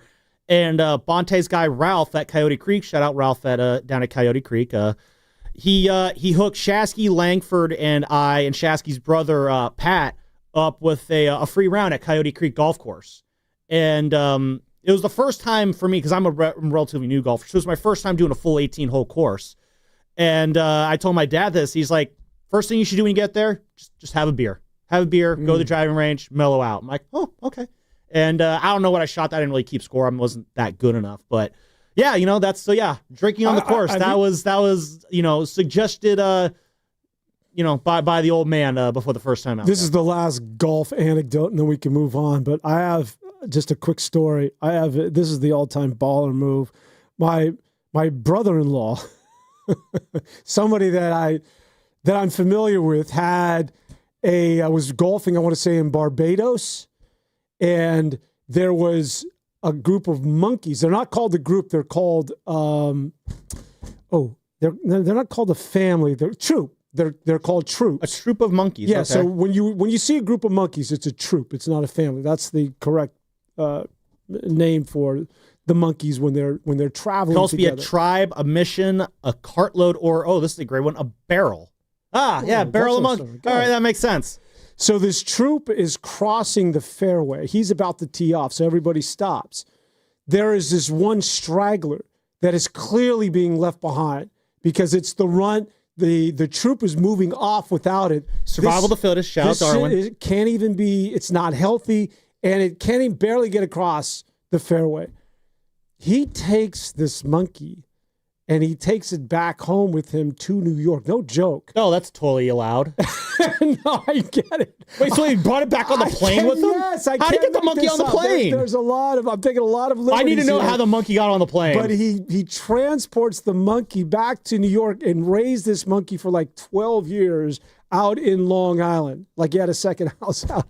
He's one of those financial guys that did very well with JP Morgan and played the mark. So you could be that sort of guy. I need to know how you got the monkey stateside. I promise you, it's a true story. So did he fly back? I will get he didn't. Yeah, well, next that's your homework for this week. The logistics. Next week, you might need your guy to call in and tell if we need to do like a voice changer or something to change his. I need to know how you smuggle a monkey into America. I don't think it was smuggled, but I think that there are ways of somehow transporting a monkey. Yeah, that's called smuggling. Back to the center island. Unless you have explicit permission, yes, you could bring this wild animal back from its home country to Long Island. I'm glad we had this conversation. Then it's called smuggling. Because I am going to find out for you. I'm going to replay this for him, and he was going. I don't want to. I just need to know. I need to know how he did. Like, I imagine, like he's like the monkey's like hiding in like his back underneath his shirt, but the tail sticking out. It's not Wallace that he was bringing. Oh man, this is how the man in the yellow hat brought Curious George back. I guess. Great book. Finishing the show out here, Dana, you had some thoughts about how this team might not be all that different, but still better next year. I have a thought about why I like how the Brewers do things. Let's go with your thing first, since you teased your things first. Yeah, I think that I wouldn't be surprised. I'm not going to stake my life on this, but I would not be surprised as frustrating as they have been this year. When we look at that lineup 1 through 9, we're like, what's wrong? Like Chapman is a good third baseman. Adames is good at the shortstop position. They're pretty good in the outfield. The pitching's been, why are they so bad? That I would not be surprised if this baseball team stays intact for the most part and becomes a team that gets into the playoffs rather easily next year and is a much, much better and improved team. That all these things that we're pointing at, they're fixable. And it just becomes one of those things that if the synergy is right, they're hitting with runners in scoring position. That if the mojo's right, they're not making the stupid mistakes. Like all of these things are fixable. It's not a matter of talent. Because when people talk about, well, you got to do something about this team. Let's take an axe to it. Let's blow this thing up. Well, what does that mean specifically? Again, if you're to go around the infield. Mm-hmm. Well, if I'll say is if you're blowing it up, it means that you are trading Chapman for whatever you can get. You're trading Adames for whatever you can get. Why? You're trading Devers for whatever you can get because you're just trying to get off the money. That's what you're trying to do. If you're trying to blow it up, it means that you're trading away your big name players for pennies on the dollar, offloading as much money as possible, and then just calling up all the guys from AAA and just seeing, let's see what happens, and then losing 100 games from the next couple years. So you're okay to me. No, that's what blowing it up looks like. That's a rebuild. I think we're conflating things here because you can blowing up could lead to usually when you blow something up, you then rebuild it afterwards. Well, you can blow up the nucleus of the foundation and go get other players through free agency or through trades that you think could be the next foundation because this one isn't working. So, yeah, maybe we're conflating because I'm not – if you're suggesting that this is a rebuild, there's no way in hell. Oh, no. You asked for the question. I give you the definition of what a blow up looks like. I think when you say blow up, Giants fans think – rebuild. That's basically what it means. Again, this is the argument I have with Joe Shasky a lot because he wanted for, basically like a White Sox thing. Let's just lose 100 games a couple years, stock up on some number one picks, and then build around them. That's what I think a blow up is defined as. And I know that segues into your part about. Because I firmly reject that line of thinking. I'll let you get to that in just a sec, but I'm not. First of all, I don't think Giant fans where you're at right now, where they think they're a piece or two away. If you were to blow it up and start over again and say, "Hey, we're going to sell you on a 3 to 5 year plan," nobody's buying that. Like they need people to show up to these games. And be honest, Dan, this organization has always put out an attitude of good times, bad times. The goal is to win baseball games. That has always been the mentality of Giants baseball for as long as I've been alive.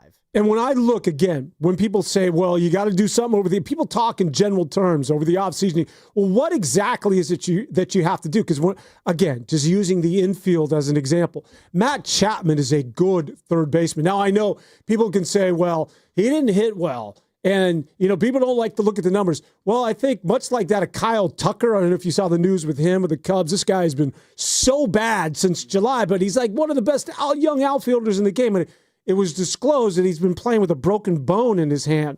And I think the same could be, we're not providing excuses, but I think it goes a long way in terms of explaining what's been wrong with Chapman. He's just not healthy. Chapman, as far as offense and defense, there's not many better third basemen in the game. Sorry. I'm good with him at the hot corner. Willie Adames is the shortstop that, again, he's proven what it is that he can do in the latter part of the season. I think everybody should be satisfied with one of the best hitting shortstops that is playing for your team.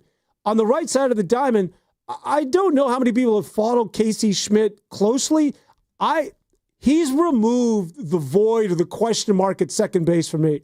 I think that guy, there was that grace period because it's not easy moving from a corner infield position to a middle infield position. Like it was a little clunky early on, but I think that he is proving that he can be a good defensive second baseman, and his hitting over the last month and a half has been as good as anybody's on the team.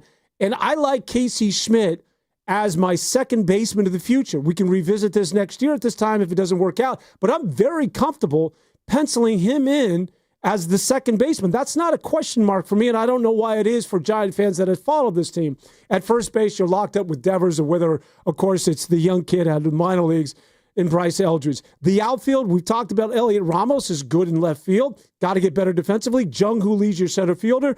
Obviously, right field has to be addressed. Pat Bailey, I guess you could upgrade, but he remains one of the best defensive catchers in the game today. So when we talk about blowing it up, what exactly, specifically, are we talking about in terms of who it is that you want to move? Well, again, that's why I just don't think that's just not an option. It's not like this is the core for the foreseeable future, and I think this is a core you can absolutely win with. You do have to put some guys, there's still some pieces left, but I think, second base, Casey Schmidt looks like the guy unless a better option presents itself. Patrick Bailey, I think, is an interesting one. Adley Rutschman, I think, will be on the trading block this year. The Orioles just if you can get him, I would. The Orioles just called up their catcher. I'm spacing on what this kid's name is. Zach, maybe if you could, in the back, look up the name of that catcher that the Orioles just called up here for me. But they just this kid on the Orioles, he played 4 games, and the Orioles signed him to like an 8-year, $67 million deal. So like they're committing to this kid right now, which means Adley Rutschman's tenure in Baltimore his days might be numbered there. And if I'm Buster Posey, I'm all over that one. That would sure up your catcher spot because with, the ABS system coming next year, Dan, I don't know how worthwhile, I don't know how useful Patrick Bailey's framing is going to be next year with the robotic strike zone that's going to be implemented. So With Adley Rushman, though, you get more offensive pop. You get a good defender there. It's a clear upgrade. We'll see if there's anything there. Sam Basalo, I think, is a guy. You might say it again. Basalo. Okay, there you go. There it is. That's why I didn't remember that name. That's a tough name to remember. It doesn't. But around the diamond, first base, shortstop, third base, you're basically set there. Chapman, I'm concerned about him for the next 4 or 5 years because, Dan, he's that guy who I think we've seen. Brandon Belt was this way too. I'm not saying they're the same player, but they're hitting really well, but then they get hurt. And it's difficult for them to get back on track after that. We saw that in 23 with Chapman. He had that finger injury at the start of the year. I think it was in early May. He had that finger injury, and he struggled the rest of the year. This year, he was hitting really great. Injures his hand on that slide back against the Braves. Comes back a little too early, and it hasn't been the same since. We'll see when he comes back for the last month of the year. In fact, I believe today is 10 days for the 10-day injured list for him. So he could be back in any of these next few days here. If he can kind of get hot in this last month and show that he can bounce back from an absence, that'd be great to see there. Outfield, I think center field is getting more and more locked in for next year with how Jung-Hoo Lee's playing. Corner outfielders, there's question marks there. I'd be honest, there is. Which one does Ramos play? Who's playing in the other corner? So all this to say is, I think this team is closer to contending than it is to being blown up. And be honest, I reject the notion that you have to do a tank job like what the Astros or the Cubs, the Orioles did to build up your team. And Dan, you look at this Brewers team, and I just love the way this Brewers team has come together. Outside of Freddie Peralta, who is going to be on the mound for the Brewers today against Logan Webb, first pitch is going to be at 4:15 today. So great pitching matchup, actually, too, by the way, Logan Webb and Freddie Peralta. Peralta, by the way, is a right-hander Giants fan, so we don't need to worry about a left-hander shutting his team down today. Get to worry about Freddie Peralta shutting his team down today. But outside of Freddie Peralta and Christian Yelich, everyone on this Brewers team was acquired by this organization since the conclusion of 2020. And the highest draft pick they have on this team is Sal Frelick, the right fielder, who had a great game last night. He's been great for them this year. He was drafted in the first round, 15th overall in 2021. You look at the rest of this team. William Contreras, who had the walk-off home run last night, had the go-ahead double. He was an amateur free agent signing with the Braves. He came to the Brewers in the Sean Murphy trade. Bryce Terang, who was a monster for the Brewers last night out second base, he was a first-round pick in 2018. So sorry, almost everybody was acquired in 2021 or later. But he was the 21st overall pick in 2018. Jose Ortiz, who's their shortstop, he's a fourth-round pick by the Orioles, came over in the Corbin Burns trade. You got Durbin there. He's a 14th-round pick by the Braves, then went to the Yankees. Came to from the Yankees to the Brewers as part of the Devin Williams trade. Left fielder Collins, he was a 9th-round pick from the Rockies. He was a waiver claim. This dude's given him a 2.6 WAR this year, this left fielder Isaac Collins, and he was a waiver claim. Jackson Churio, their wonder kid center fielder, he was an amateur free agent signing in 2021. And then you got the hotshot pitcher, Jacob Mizorowski. He was a 2nd-round pick in 2022, the year after the Brewers won 95 games. Chad Patrick, another pitcher in this rotation. He was a 4th-round pick by the Diamondbacks, then went to the A's, and then went to the Brewers as part of the trade that sent Abraham Toro over to the A's. So you have 2 first-round picks, a 15th overall and a 21st overall, a couple amateur free agents, and then a bunch of guys acquired through trades. And the Brewers accumulated all this talent while also being one of the best teams in baseball over that period. That tells me you do not need to blow it up. You do not need to tank for several years to build up a great baseball team. It's the most tried and true strategy, Dan. You need good scouting. You need to draft good players when you can, but you got to develop those players. Mm-hmm. The Giants had a dynasty, 3 titles in 5 years that they had. And the highest draft pick they had was Buster Posey at number 5 overall. They do not need a top 5 draft pick to have that great run of success. So it's easier said than done. But you have a core here you can build around. Now it's just a matter of, can you identify and develop the supplementary talent around that? And that is going to be the biggest challenge for Buster Posey over these next couple years. You know, one of the major disappointments with Farhan and getting back to Gabe Kapler is because you thought that they were doing that in 2021. You were like, oh, wow, these guys, they know something that the rest of the league doesn't. They cracked a code. Remember when they went out and they got, well, first of all, Lamont Wade, who was DFA'd, I want to say, with Minnesota at the time. Like, everybody was like... No, he was the Sean Anderson trade. Oh, Sean Anderson was traded he there. was a guy who was DFA'd at one point.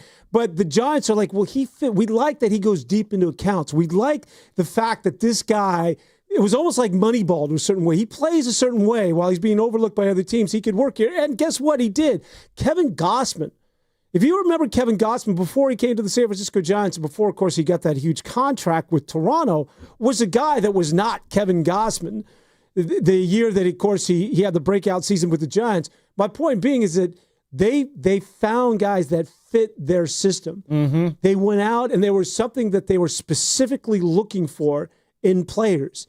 And then, voila, you win 106 games. Now, it's not a recipe to win that many games and beat the Dodgers and win the division, but there has to be that sort of nuance that you entrust that the powers that be that are running things, are pulling the strings for the San Francisco Giants, know exactly what it is that they're looking for to plug and play and create a winning formula. And that sort of has been absent since that 2021 season. It'd be nice to get back there with Buster Posey or whomever is their manager going forward. Yeah, and I think that kind of goes into what the task that Buster has ahead of him is creating a template, so to speak, for when guys come into this organization, they follow this template, follow this development plan, and if they can do that, they will matriculate up to the big leagues and have a successful career. You know, you could do that again. It's just, you can develop any draft pick, really, if they have the ability and if you have the people and the infrastructure around them to do it. Again, Jacob Mizraowski was a second-round pick. Anybody could have had him. Aaron Judge was drafted after Christian Arroyo in that 2013 draft. You know, Cody Bellinger was a fourth-round draft pick. One of my favorites is Albert Pujols. I think was taken like the 10th round or something ridiculous like that. Like, you could find so much talent later in the draft. You don't have to just bottom out and blow it up to do that. This team, they're an okay team right now. You have a core you can build around. Now it's just a matter of building around that core. Will Ramos and Lee be supplementary pieces to this big three? Can Eldridge turn this big three into a big four? And simply put, just the Giants have to start hitting better in these draft picks. Well, it's not only building around the core, but the core has to get better. So we're under the assumption that the core is going to return to when I say the core, I mean like Adames, Devers, and Chapman. That's your hitting core. Logan Webb is probably a part of that core as well, maybe even Robbie Ray. And that core, I would say, has played below their potential. Even still, Adames is going to have a 25-plus home run season. Devers is going to get close to 30 home runs.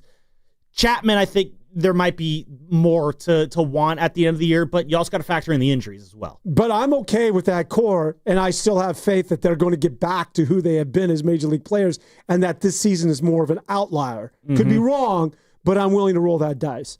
Yeah, so again, that's going to be a thing to kind of keep an eye on here. These last 33 games of the year is just, I do think the finishes are going to matter. You know, you got to finish in a way that puts some sort of spirit or hope in this fan base going forward into next year. But I look at the way the Brewers were constructed, and it's just, you don't have to do anything crazy. You don't have to do anything drastic to rebuild this team.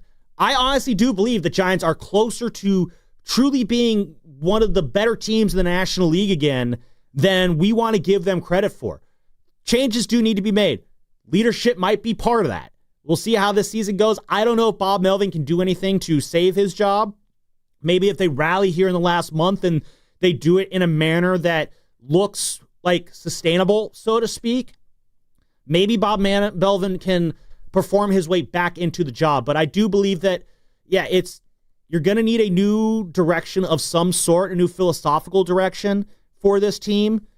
But you have all your building blocks, I think, ready to go. You got to get some finishing touches on it. As bad as it is right now, Giants fans, and I know it's bleak right now, But and as I'm going to quote Harvey Dent in The Dark Knight, the night is darkest before the dawn. And I promise you, the dawn is coming. I do believe this team is close to getting back to where we expect them to be, back to playing Giants baseball. Because as you did say, Dan, a lot of these issues are correctable. It's just a matter of can they make the correct moves, and we will see if that does indeed come together. Another fun show on the Orange and Black Weekend Wrap. Man, these 3 hours just flew by. You'd almost think that we're talking about a winning baseball team with how fast these shows go by. Dan, thanks for doing this. We'll do it again next week. Look forward to it. Yeah, you got Cubs and Orioles come to town this week, so that'll be a fun one. We can see Pete Crow, Armstrong, Kyle Tucker, potential future Giant. I don't know. Zach, great job on the board there today. Appreciate you being here doing all that. We'll be back next week with some more Giants talk, and don't forget, everyone, I don't care what the standings say, the Dodgers suck. Bye, everybody. Later, dudes. Let her rip. Hank Penn. This Labor Day weekend, be road trip ready with Valvoline Instant Oil Change. No appointment needed. Stay in your car while they change your oil and check your tires, battery, and fluids before you head down the coast or over the Golden Gate. Visit BayAreaOilChange.com. When you own a business, it feels like everything's on you. Orders, deliveries, employees, on you.